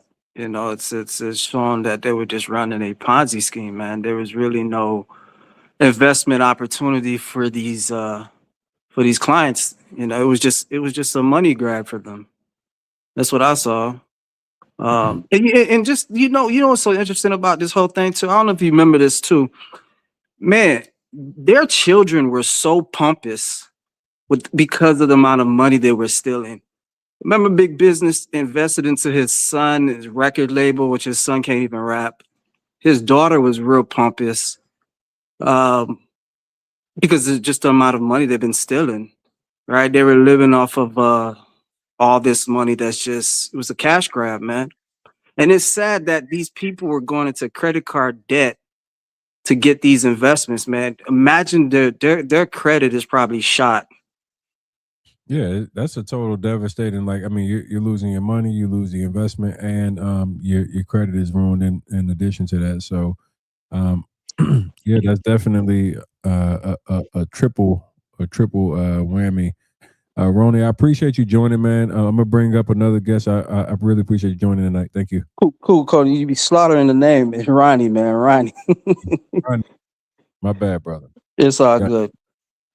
It looked like Tony, so I just said Ronnie, man. It's all good. Steve, what's up, man? How you doing? Sean, what's good? What's good? Chilling, man. Yeah. Tell me what your thoughts are as you're watching the breakdown tonight. What has been your perspective? Like, how have you viewed this thing from the beginning with Greg? Have you felt like Greg had deserved a chance? Did you feel like he was guilty? And how do you feel after seeing the evidence? Well, the evidence is like overwhelming, right? But At the same time, I was watching Greg from like 2019, right? Always thinking like, all right, maybe, I see what he's doing in Pennsylvania, but I was always watching. I had some properties in the Bronx. I had some property in Scranton, Pennsylvania. So when he went to Cleveland, I was like, oh, okay, I see that's a good opportunity. And I had some experience with I live in the Bronx, so I had some experience with dealing with out of state property. So I said, all right, that's like a cheap way to get into it. I'll get down with it. So I actually called, right? And I spoke to a gentleman, and his name was Sean. And he was like, oh, yeah, you could get down with the properties, this and that. And this is the down payment. And this is all this. So I said, well, send me a list of the properties. This way I could see which one I want to pick. And then he told me, nah, bro, we assign them to you. So with me having my experience I got 3 in the Bronx, 1 out in Scranton, multi-families, and I'm like, nah, bro, it don't work like that. You don't give me something. I pick what I want, So then that just turned me off. So I always knew something was funny. And then when this happened, I was like, oh, okay, I see he was scamming, So I know you're not lying, because you literally just mentioned a name that many people aren't familiar with, which was Sean, who is AP Capital. Right, there you go. That's it. There you go. AP Capital. Yeah. I've been covering this thing from 2023, so I'm familiar with a lot of the parties that are involved in their different layers of how they were involved, because Sean got a lot of heat when this thing came out. Like, there was a lot of people that was mentioning Sean and how he was like one of the big contributors into them investing. Right. I heard Sean, I heard Cicely. They were names that were constantly being tossed around. Okay. During this whole thing. So when we look at the 3 years later, the indictment, the victims are now starting to somewhat be able to feel like they're going to see some type of recourse for what's happened with them.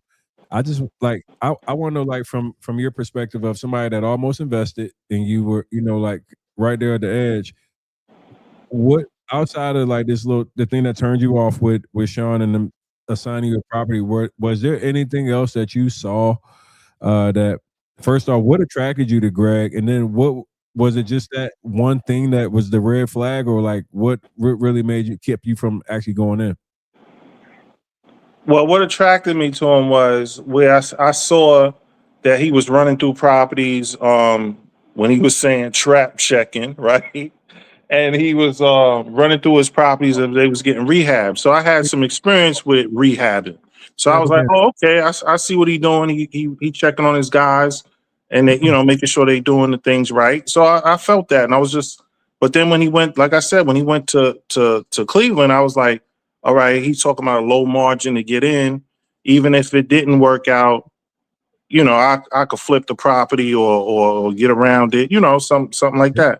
But just and then after watching him, they was on Love and Hip Hop, and they was like, the girl was in foreclosure. His wife was like, nah, that's no good for our brand and all this. Then I was like, yo, they like kind of pompous with this, you know what I mean? And then everything was a play, the Toro play, the this, to that. And I was like, nah, something ain't right here. Something ain't right, So I was just glad I didn't get involved because, I didn't waste my money. That would have been a big waste. And, I just hope everybody gets the justice they deserve, because this is on some Madoff type of thing. You know what I mean? Hey, Steve, can you hear me? Yeah, I can hear you. What did you say he used to call it? Trap what? Trap checking. He was trap checking. So I'm glad you mentioned that, because that's something that I wasn't familiar with that he was doing. But obviously, Greg, the way that he positioned himself was like it attracted the hood and niggas. Mm-hmm. Trap checking, using a lot of hood slang. He dressed like a regular nigga in the trap. He was able to use not having too much flash, right, using the street lingo, using the story of coming up out the trap to Mhm. get black people that didn't have a lot to invest. I'm glad you brought that up as a point there. Right. You I know. appreciate you joining in here, Steve. Man, we're gonna keep this thing rolling. All right. Take it One last easy, man. one last thing before you hop off. I gotta ask you, how much time do you think Greg and his wife get? I think they're gonna send a message. So I think about 15 or better.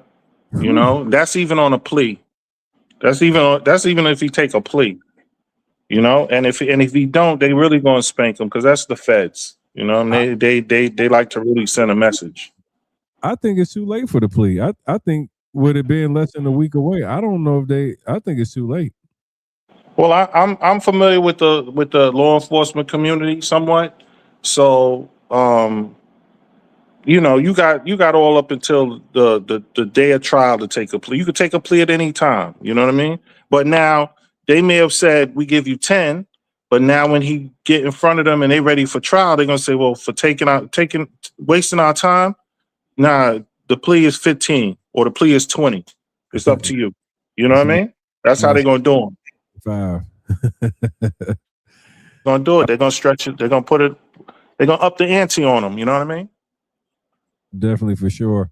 Um, uh, producer, drop the link in the chat for anybody else who wants to join up. Steve, I appreciate you joining in, man. All It's right, been cool. Keep doing uh, what you're doing, man. thank you. Speaking up for the folks. All right, cool. Thank you. All right, we're here covering the big business saga. Willie Beeman, what's up, man?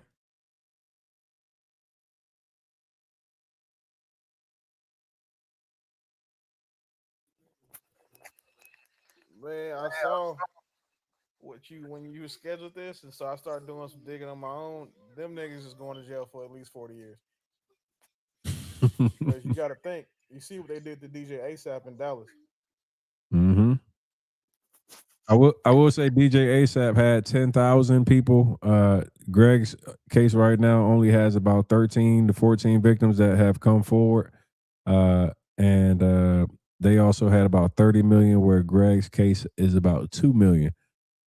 So from a numbers perspective, I think that I don't know if they'll go 40 ball them, but it's possible with the amount of counts that they have that they could get cooked for sure.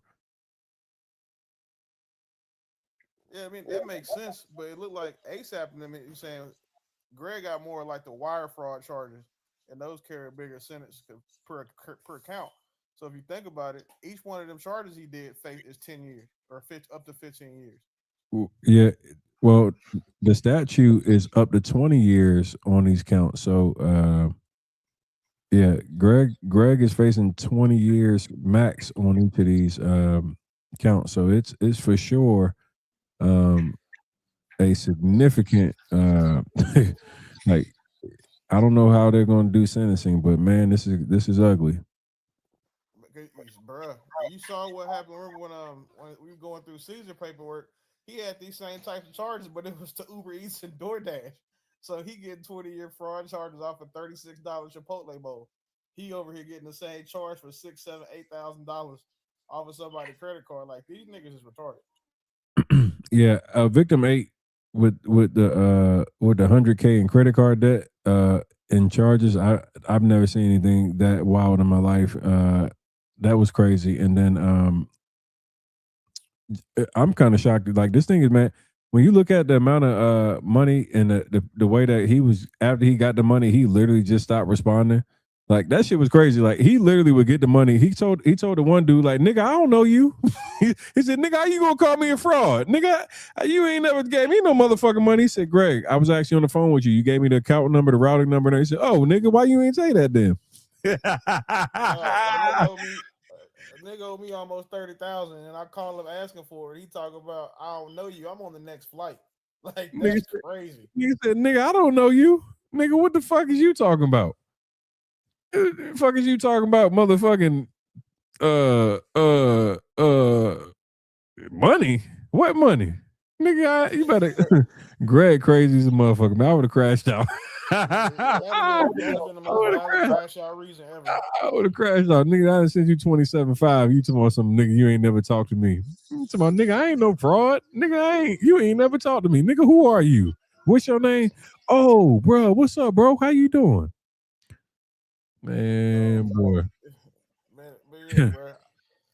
I just wanted to come up, show support, tell the chat to put some color in it, my nigga. Go ahead and get to the next person. Let them go ahead and get their shit off too. My nigga, appreciate you, dog. All right, be safe, big homie. Peace. Sky Life. Hey, Tony. How you doing? Hey, y'all. What up? What up? How you doing? This is crazy, isn't it? Oh, it's insane. It's sad too at the same time. What's your thoughts as you watch this right now? Like, what are you thinking as you view this? Well, first I gotta say to victim number one, I want victim number one to be my friend. Just such a trusting person, you know. And just so I could also help, not to make fun of them, but just so I could also tell them, don't ever do that again. But it's just sad that, did you hear the word that you said? Lulling? I looked that up. And that basically means, in color people's terms, they was rocking people to sleep. Rocking you to sleep. Yeah. Like, I said, did Tony say lulling? But that's exactly what that means. So that means that they were just, you know, giving people the runaround on a mass scale. On a mass scale. I mean, you just got to understand that Greg was getting as many people as he possibly could to give any dollar amount that they had, whether it was credit card, debit card, Apple Pay, Zelle. He didn't give a damn. He said, "Give me your money." And the minute he got the money, he was out of there. Yes, it was gone. So like, you know, here's my thing, and I think I want to really highlight this because Greg and his wife, definitely during 2023 when I was exposing them, you know, they were living in the big mansion in Western Florida, and you know, Greg was always flexing like how much money they had. Ain't nobody got more money than big business, even that nigga Tony the closer. And I want you to think about this nigga was just literally stealing hundreds of thousands of dollars from people and then living off that shit. Like literally living off people's money, taking their money, not responding, not engaging, coming back, I mean, 7-8 months later. I mean, this shit is crazy. 7-8 months later. Nigga, who you never gave you no money? What you ain't never? Oh man, But to come back on YouTube on a jet, and then people saw him in this big old, what was it, a $2.3 million home? That's the audacity. That's big old horse balls right there. You gonna come back on social media like nothing's wrong? That's a lot of nerve. And not just that. Think about what they've been doing for the last few months with the car rental business, the health and wellness store selling soursop and gut busters, the oxtail burgers. I mean, they're doing this shit after they've literally ripped people off in broad daylight. I'm talking about the nuts of this husband and wife couple to act as if they just haven't robbed black people of their hard-earned money. I mean, you read through these descriptions. I mean, like the federal government isn't Tony the closer. So, you know, you can label me as a smear person or the hater or whatever you want to say. But when you look at the actual documents and you see people who were literally getting rocked to sleep, like you said, getting lulled, they were sitting there for months on months getting told, I got you. We're going to send you this. We're going to send you that. And you look at the amount of money people sending, you know, 14 different transactions of credit card transactions, hundreds of thousands of dollars, not a property to be found, not a bit of ownership, people asking for refunds, and Greg and his wife online playing the victim, online acting like they're being attacked and being slandered. And then they got even into the whole Muslim shit. And I seen people get mad at me because I joked about it. I said, these motherfuckers that went out here and was talking about being delivered one day and then the next day talking about Allah. I said, I'm not about to sit, I'm not about to sit here and play with y'all like that. I'm calling out everything I see that's fraud. everything about them it has literally been manipulation of people with their IQ, and now it's getting into religious manipulation. And Yeah, and that's the one thing to play with humans, but it's another thing to play with higher powers and higher entities. So I'm saying they got nerves of steel. But that's a scammer blueprint. You play victim and then you go to God. And black people, we so damn forgiving. You know, we'll be like, well, this brother deserves another chance. Or like, how are these people deserving a chance where there's been no remorse for the actual crimes they've already committed, and they're just playing in people's face. It's absolutely disgusting. And think about this: like, we're on page 26 out of 65 pages. Wow. You said 12 victims? It's 13 it's 13 victims that the feds have. Now, I just want to be clear. Okay. I probably have 100 victims in my damn phone. What I'll say, and this is for black people in general, what I realized is we have like this old school street mentality where we don't like involving police, we don't like involving law enforcement, like the legal system. So many people, like I had a guy on last night, he lost $100,000. He never went to the courts, he never went to the police, he just took the loss. Now, is he upset? Absolutely. But is he upset enough to where he's now involved in law enforcement or lawyers? He's not. And that's what many of the victims have done, is done nothing at all. And that's actually what Greg and Danielle are actually banking on, that you guys don't do shit, that you sit back and you get frustrated, you talk some shit online, but you don't actually go and get active legally. So they're able to avoid real consequence because obviously, like the prosecutors only know who comes forward. Another thing about and I say this with Steve, the last guy that was on the live, Greg was very smart about how he positioned himself. So he positioned himself as a street nigga, the one that was using a lot of street lingo. So he got a lot of street guys that would invest. So understanding how street culture works, these people won't come forward and talk to police. These people won't go to attorneys, or they obtain their money in a way that they couldn't go legally and speak about it. So in a variety of ways, Greg, his marketing strategy and how he handled things were very direct towards like being a predator towards the inner cities and people that were hustlers that wanted to come out. So I kind of think in him picking the victims, okay, now somebody, clearly some of the people who had less money, I don't even want to infer that. Let me go to the person with 100K. Let's say it was a person that had wealth like you and they could spare 100K. There's kind of no sweat off the back. But if it's somebody like me, I'm coming. I'm gonna have to call my mom and say, hey, I need my money because I don't have a spare 100K just to let go. But also you have to think, if one individual person goes, so people think like, so if I just go by myself to the feds, they're not going to do anything. Not knowing there's other people that if you say something like, which is what happened, then you can have more people go forward together. But we have to speak up. So let me ask you, do you think that the prosecution has a strong case based on the stuff that you see tonight?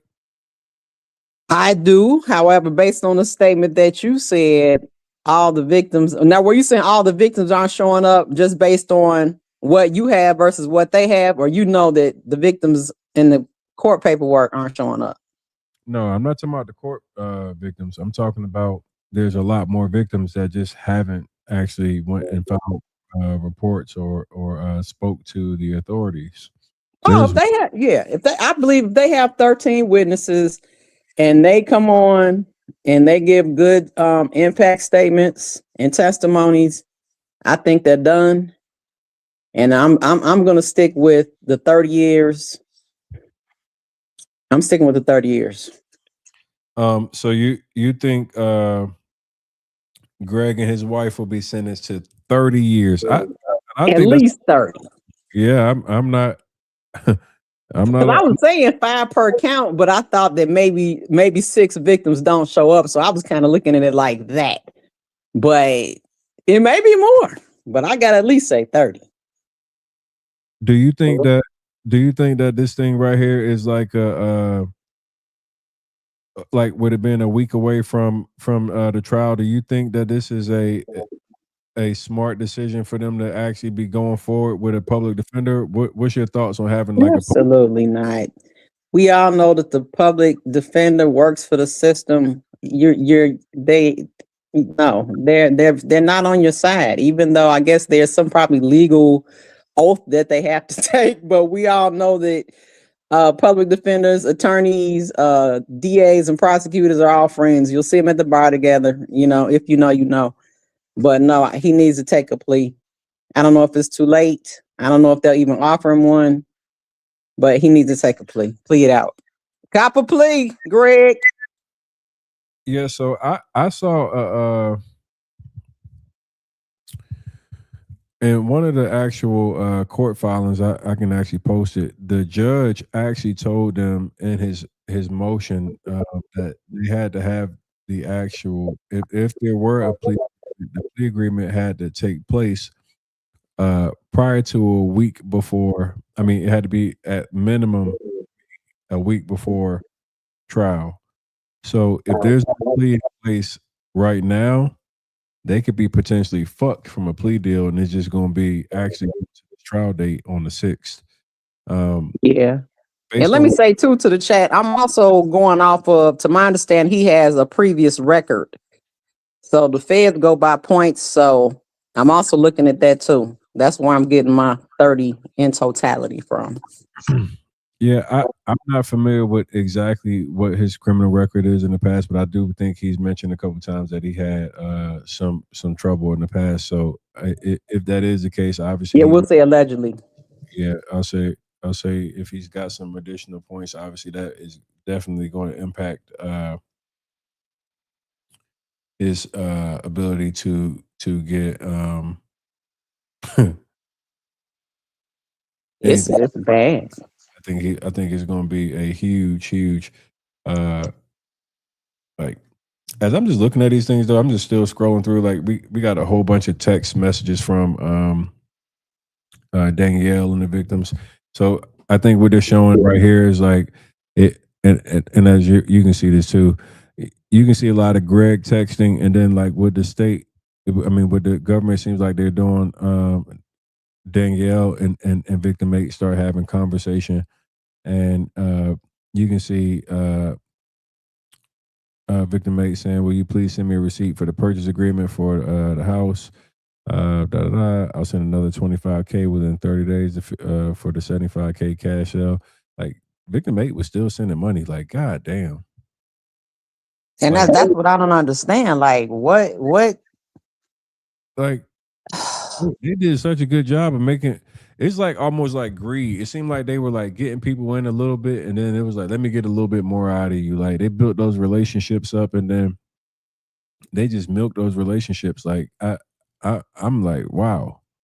it says, hi, I'll make a new LLC for this property called whatever, Lockwood.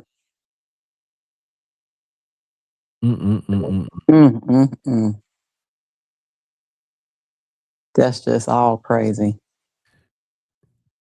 And I like how that guy said, I didn't pick that up either. I think his name was Steve that was up here when he said he was telling you which property he's going to give you. And see, him being in real estate, once again, he knew that wasn't right. I pick what I want. You don't tell me what you're going to give me.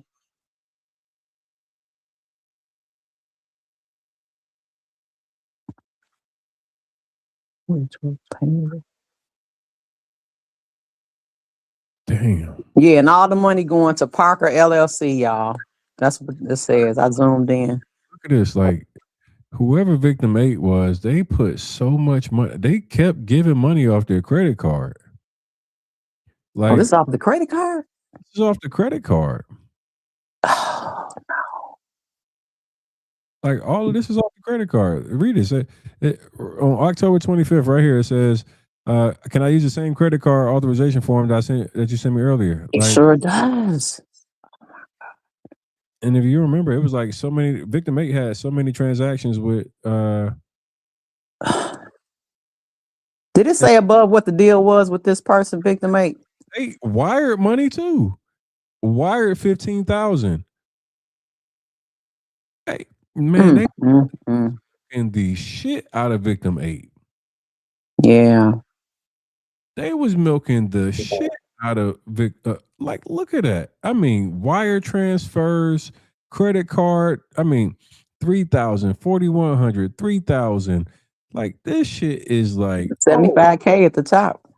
October 16th, 2019. They were saying something about 75K.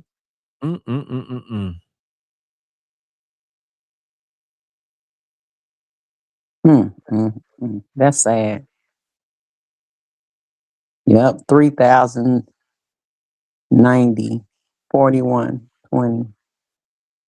Oh my God. On December 11, 2019, victim 8 sent another $20,000. Are you fucking kidding me? Bro. I don't even know. I know I hate to laugh, but it's just like, what in the world? Like, I don't know anybody that's trusting. I don't. And and trust me, I want to get in the real estate game so bad too. So bad. But I don't know. I just don't see not getting something out of the amount of money that they already output.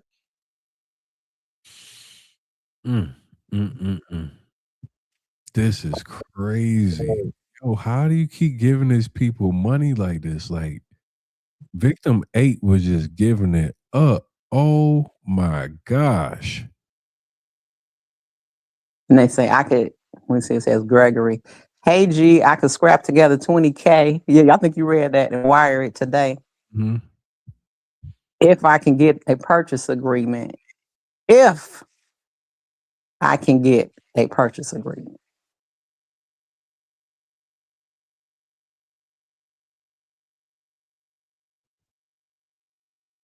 Wow. Well, we'll be seeing soon what happens. You got all your stuff for the court? You got your microphone, your mobile mic? Oh yeah, we got the mobile mic and everything ready. Okay. This is like, as I read this, I'm just like, man, I think I'm gonna scroll through a bit here. Let's see. Like, just a whole bunch of conversation with Greg and these victims. Now victim 8 is like, I got, look, now victim 8 is asking for the money back. Oh man, here we go. Here we go. So now we get into the part where it's like, hey, G, please just send me money. 17.6, please. Thanks. Like, now you see it. G, I got a 16-year-old son. Please send that 17.6. We need it. Oh, this is sad. And plus that credit card gotta be, well, no, because this is still October. Oh yeah, a year later. Yeah, that credit card been calling for that money. Oh yeah. G, why you charge me 50K for a 6 unit and I paid 100K for a 6 unit? Oh, they starting to see you sold a 20 for 100K. It was my group's, not mine. They sold. So now people starting to see the victim 8 starting to see the other shit ain't adding up.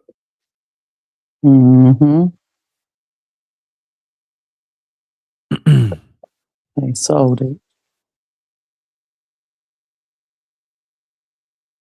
Threw my money away and to get a fucked up building. Thanks, G. You took my money and spent it on everything else. Broken heart emoji. Jesus. That top line right there gonna be one of the ones that they go right heavy in court. Oh, I didn't see that. Okay, let me see. Threw my money away and to get a fucked up building. Thanks, G. You took my money and spent it on everything else. Wow. Yeah, so they were floating for a whole year.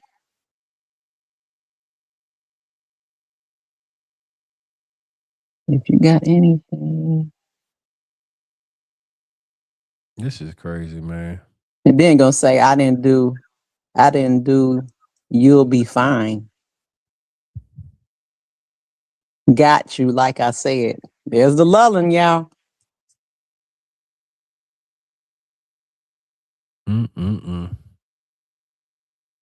You'll be fine. I'm going to take care of you. That's the lulling.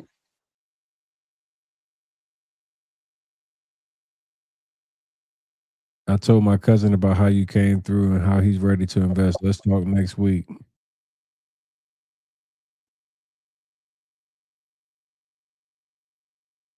Wait a minute. Is that the victim saying that to? Mm-hmm. Because Is he crazy? Greg had promised that he's going to take care of him. So then he's starting to tell me he's going to send other people in there. Before you get your money, you're talking about how you're going to send new investors? Hey, real quick, chat. Everybody in the chat, if you could take 1 second and make sure you hit that like button. Make sure you hit that like button for me. It helps me out tremendously.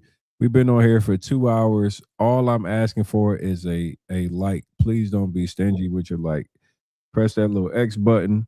Go to the actual video itself. Hit the like button and come back inside the chat.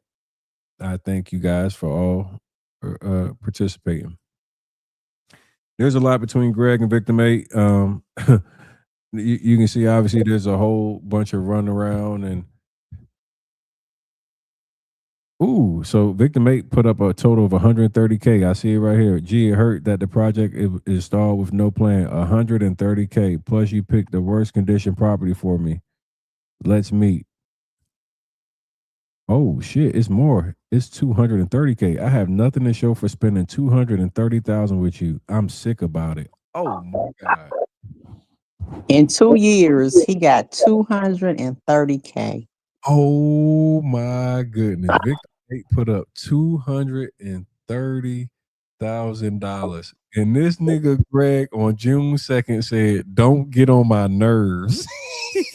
Wait. Hold on. He did not say that. Wait. If he said that, Crazy. what? He did.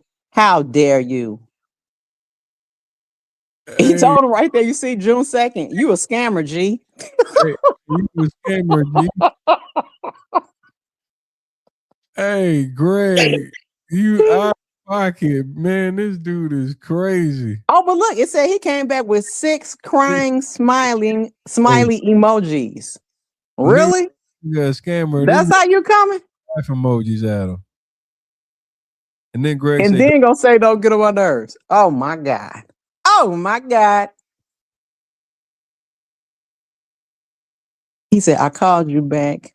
I'll call you back. I'm about to get dressed. No, for 230, you gonna talk to me right now. See, I'm telling you, that's a lot of nerve, y'all. $230,000, man.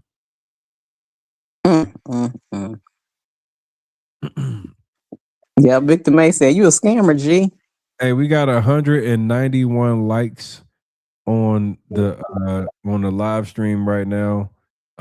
So I'm gonna take a break and I'm gonna pause everything until we can get to at least 300 likes, because there's no way I've been on this joint for 2 hours and y'all won't put a like on this shit. So hey, y'all hit the like button.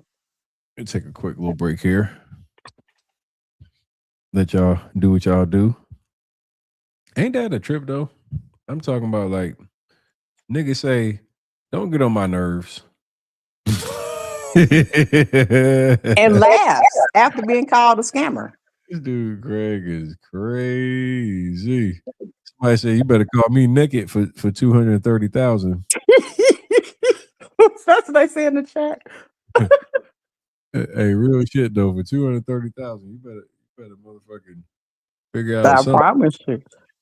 There ain't no way. But see, it's like the people that are acquiring this money, you would think that they have some type of smarts to acquire it, Hey, but why are they not? Elma's in Harlem. Can we get you to come on the live tonight? I'm gonna drop the link in the chat. I need Elma in Harlem to come into the live. He's one of the investors too. The sheer number of payments that Victim 8 made with credit cards and wire transfers and all that shit. He said, "Nah, I'm good." Yeah, he said, better call me back naked. Boy said, "Nah, I'm cool." Yeah, Hey, somebody said, is it federal? Yes, this is a federal case. this is federal. It's federal. Get. My man said, "You a scammer, G." Um, He said a century for victim 8 alone. Greg running game like a motherfucker. Look at this right here. So the next joint, Greg sent the nigga say, "Nah, f that. Quit playing. I'm mad at you right now, man. I'm servicing tons of people. Don't be mad. We will be good. I'm not scamming just because I didn't finish your construction. It's difficult out in Ohio. Things take long.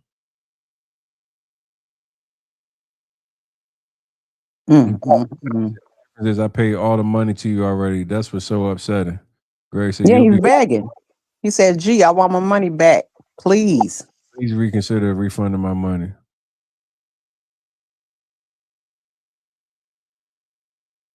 And here he goes with a spin.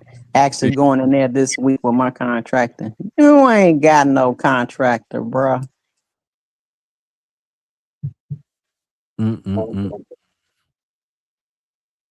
What is the address of the property again? He's asking the victim, what's the address of the property? You done got so many people, he don't even know. This shit is buck wild.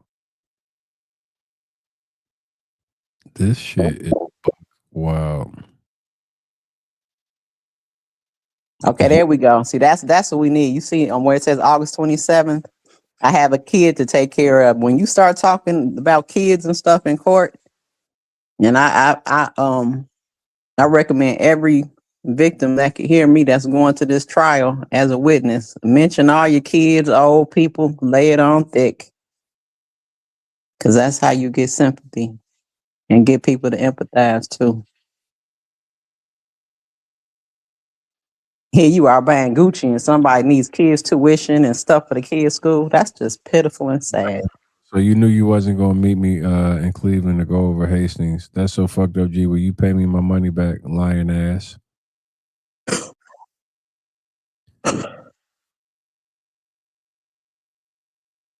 Oh, look, you see September 12th, 2021? City of Cleveland letter threatening to demolish the building and sending accompanying PDF. So they found that out that the building's getting demolished 2 years later. So this man gave you $200,000, and then the property is about to be demolished. Oof. Wow, boy. And here he is on the 2nd saying, I have people there working. It's no problem. You can see them if I'm taking too long. And then on the 12th, he finds out it's being demolished. Just lying. Lies. That boy said, "Gee, you riding hard, and I'm sweating you weekly for basic information. You don't really care about this money that I put in your hands. Trying to have something shit hurts, and it's hard to accept what you're doing."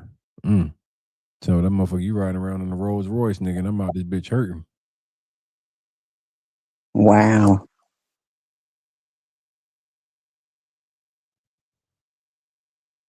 What they say, he had a Maybach and MP on the 29th Street.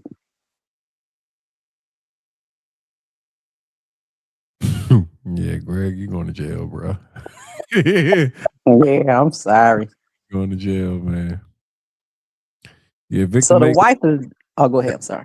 Victim 8 is going to be the reason they go to jail, because if you look at how much exchange that they're emphasizing, like you see, it's been about 5 or 6 pages of victim 8. And how long? Over 2 years? You lulled? That's going to be my new word, y'all. You lulled this person for 2 years? And I hope it doesn't go longer. Does it go past 2021, Tom? Because we're 2021, December. That shit's still 2022. It go all the way through. For victim 8? Victim 8. Oh, y'all. October 2022. My Lord. If the money is not coming, please tell me. I keep getting my hopes up. That's sad. That's just sad. Victim 2 is talking to person 1, person 2, Greg and Danielle. Talk to 4 people.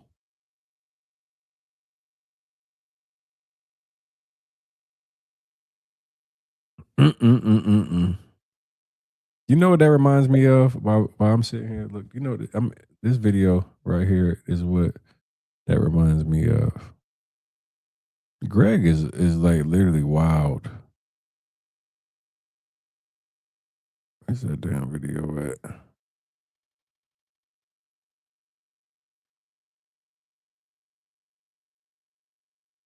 Also, is person 2, that's the wife? Hey, Nah, Greg and I. Nah, person 2 is somebody else. Oh. We have you on the schedule. I'll let you know the date when I get back to. Oh, so now you got somebody else spinning them. Mm-hmm. Hey, Greg, I'm just say. It says, hey, Greg. Hey, Greg and I just talked about you yesterday. We have you on a schedule. I'll let you know the date when I get back in the office. Lord, that person needs to go too. Maybe that's the co-conspirator. Whoever person 2 is. Person 2 is probably the one that's telling too. Yeah, when it doesn't put like a name or anything to it, I assume that they obviously are cooperating with the state or something that they have in the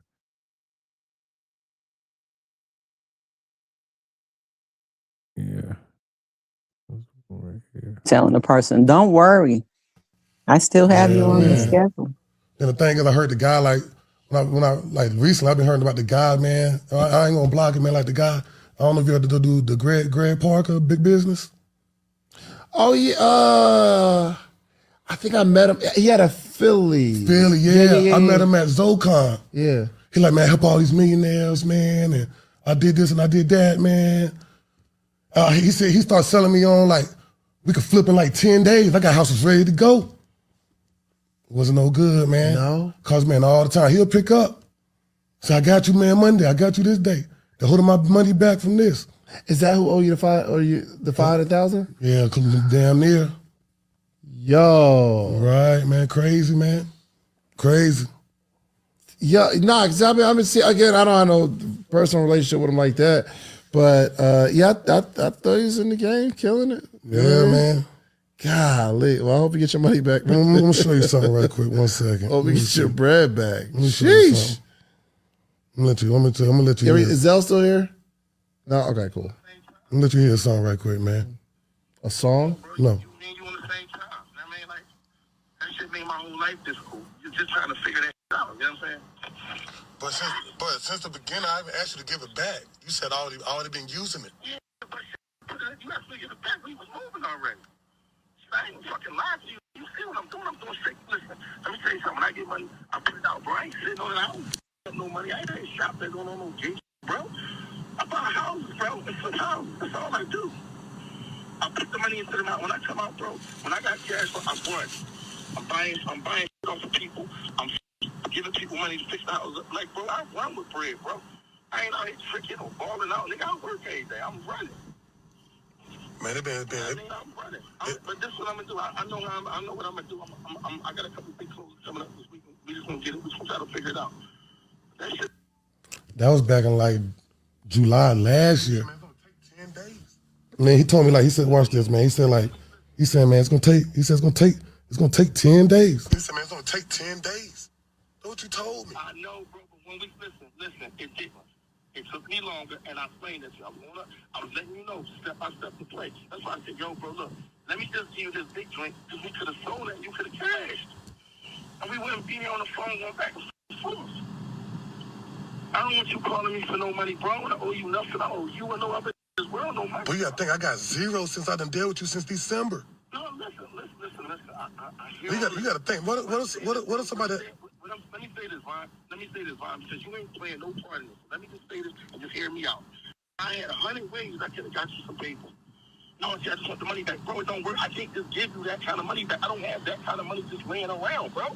I gotta make a play. We gotta make a play.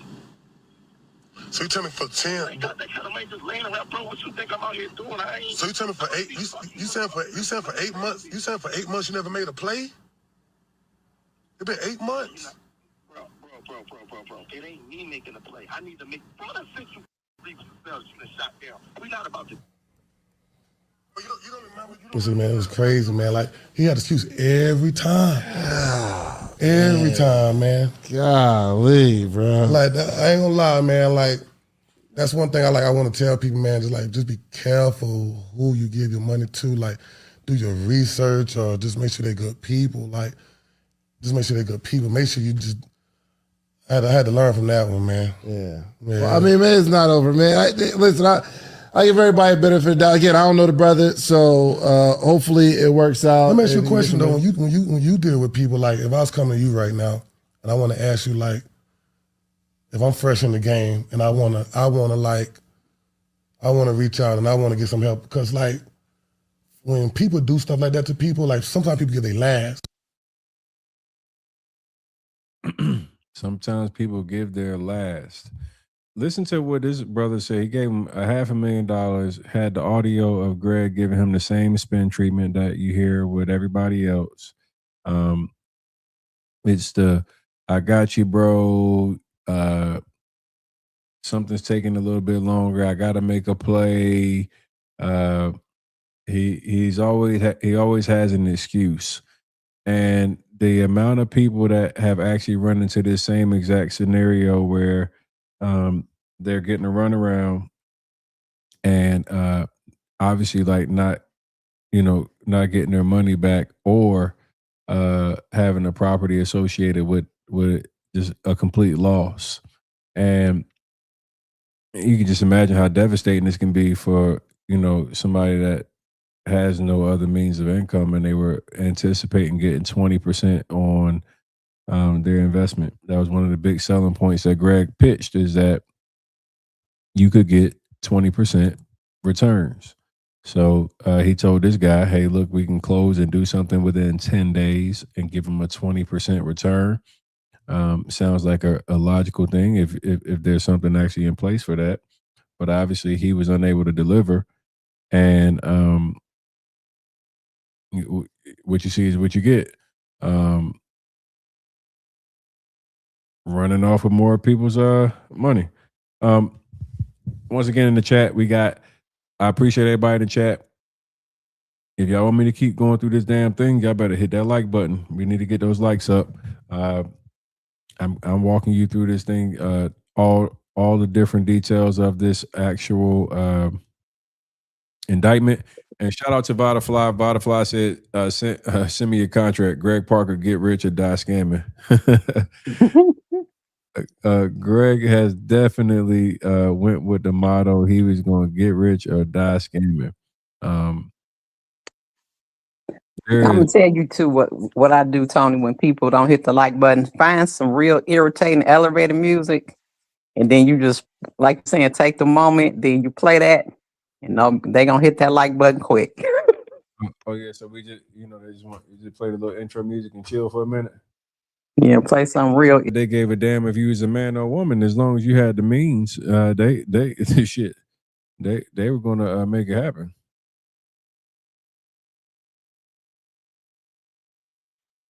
That's crazy. Well, I could drop down so you can go ahead and finish going through it. If you guys are on later, I'll just come back. Because the likes has been real light, so I'm gonna just skim through here. I'm gonna read this thing and I'm gonna let everybody go to bed. We got 400 people and 200 likes, so yeah, you should at least add 300 likes, y'all. Come on now. You have to pay to get this paperwork off of Pacer also. And thank you to everybody that donated. They don't be getting it. They be just sitting here. Boy, look at this though. There go Greg. Boy said I gave $81,500 up front, and I don't know what I owe you on the back end. all of this shit was just like pure, like ran like nigga rig.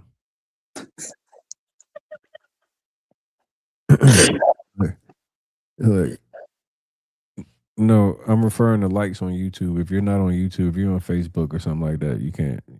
You can Yeah, just like, y'all can't hit the like. We're talking to the colors on YouTube. Get the likes up. yeah, this is just more of the same. All right, so I'll skim through the victims. We kind of got the gist that all the victims got lulled to sleep. They talked to victim one. I mean, they talked to person one, person two. They talked to Danielle. They talked to damn.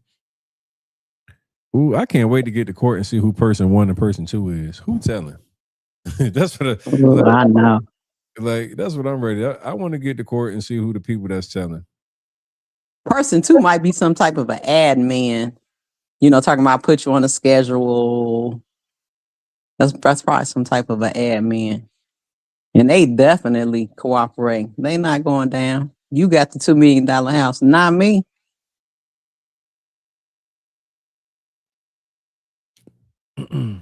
Counts 2 through 3, wire fraud, grand jury further charges the factual allegations contained in count 1 of this indictment are realleged and incorporated by reference if it's fully set and forth on or about the following dates in the Northern District of Ohio, and elsewhere, Gregory Parker and Danielle Parker aiding and abetting each other and others known or unknown to the grand jury have devised and intended to devise the foregoing scheme to artifice and defraud and obtain money and property by the means of material false and fraudulent pretenses, representations, and promises for the purpose of executing the foregoing scheme to artifice to defraud or in attempting to do so knowingly and cause to be transmitted the following writings, signs, signals, pictures, and sounds by means of wire communication and interstate commerce, to wit, the following wire transfers of funds from the Parkers to the Higher Regency in Cleveland, Ohio, in the Northern District. Blah, blah, blah. Mentorship seminar.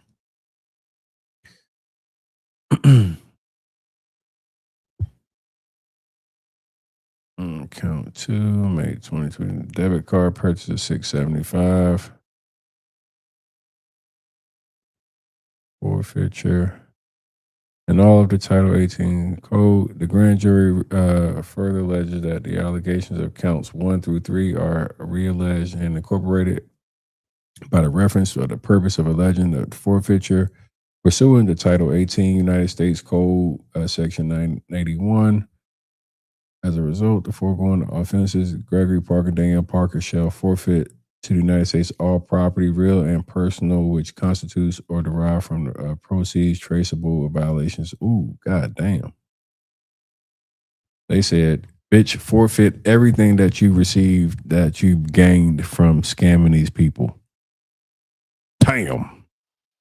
But how do they forfeit it? Like, do they freeze it? Is that what they're trying to do? That's probably why they ass out there selling Oh yeah, it says all property, real and personal, which constitutes and derived from proceeds traceable to the violations charged. That's right. Freezing their assets. That's why they can't run, Tony. They don't have no money. Mm-hmm.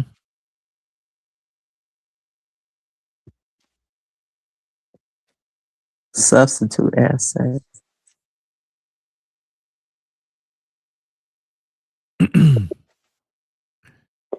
That actually concludes the actual 65-page indictment. This is pretty crazy. Have been placed beyond jurisdiction. What does that say? Has been transferred or sold to or deposited with a third person, has been placed beyond the jurisdiction of the court. Are they trying to say that they might have moved some stuff? Mm-hmm.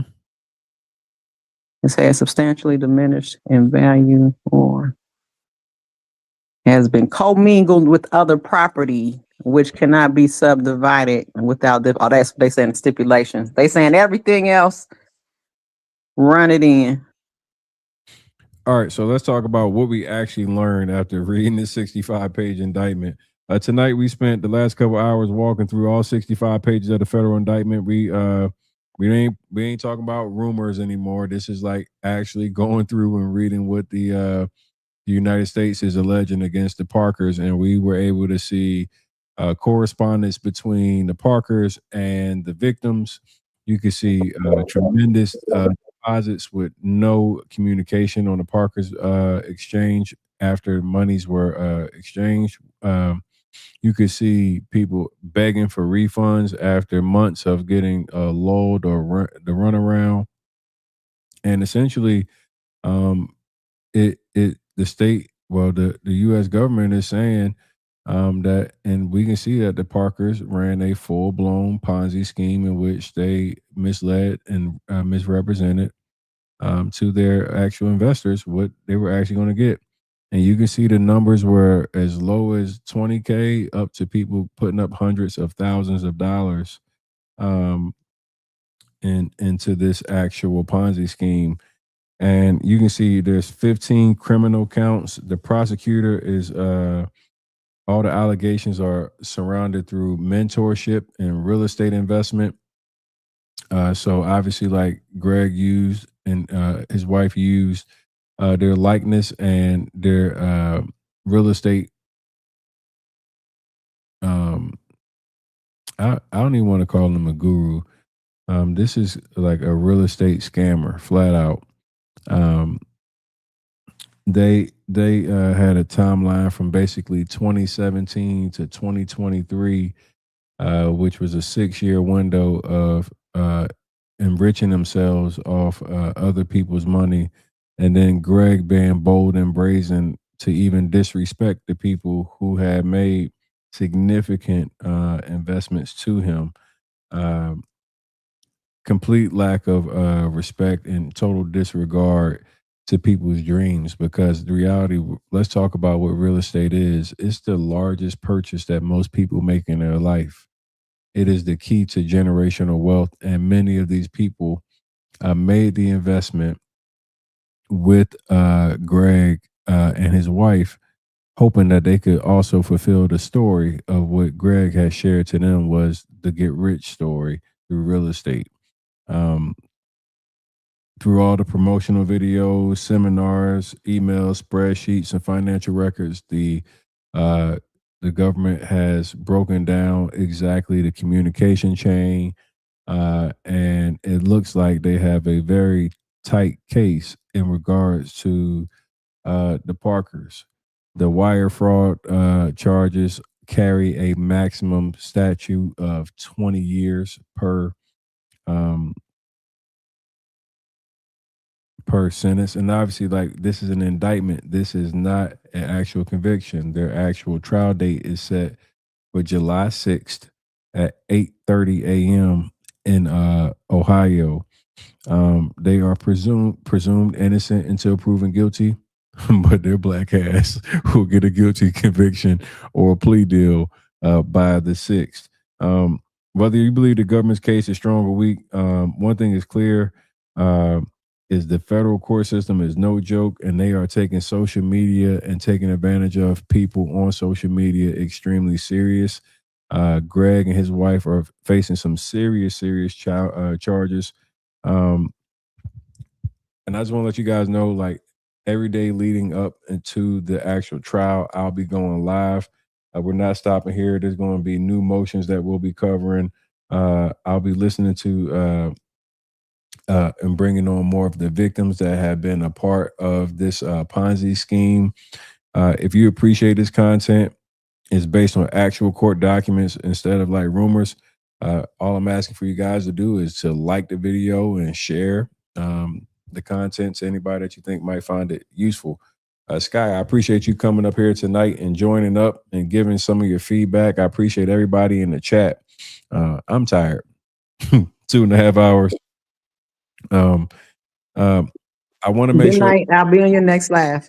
Yeah, I want to make sure I'm clear. Okay, guys. So on my YouTube channel, on the main screen, I do have a giveaway that you guys are eligible for, and it's very simple.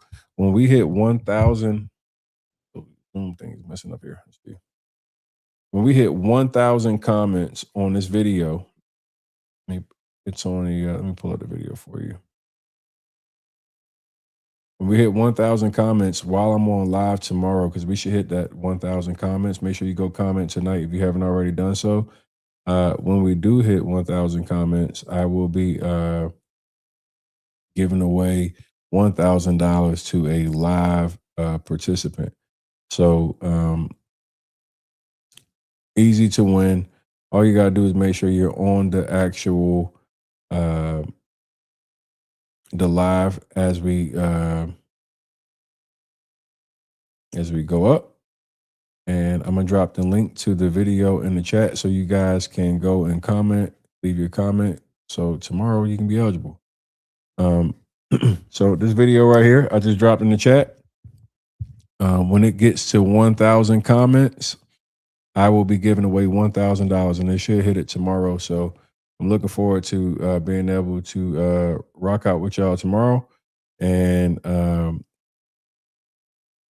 do a $1,000 giveaway. I hope that everybody is appreciated tonight's live. It was a long live. We were on here for 2.5 hours.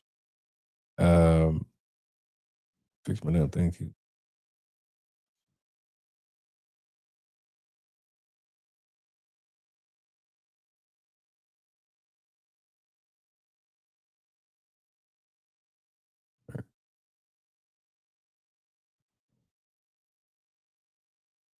All right.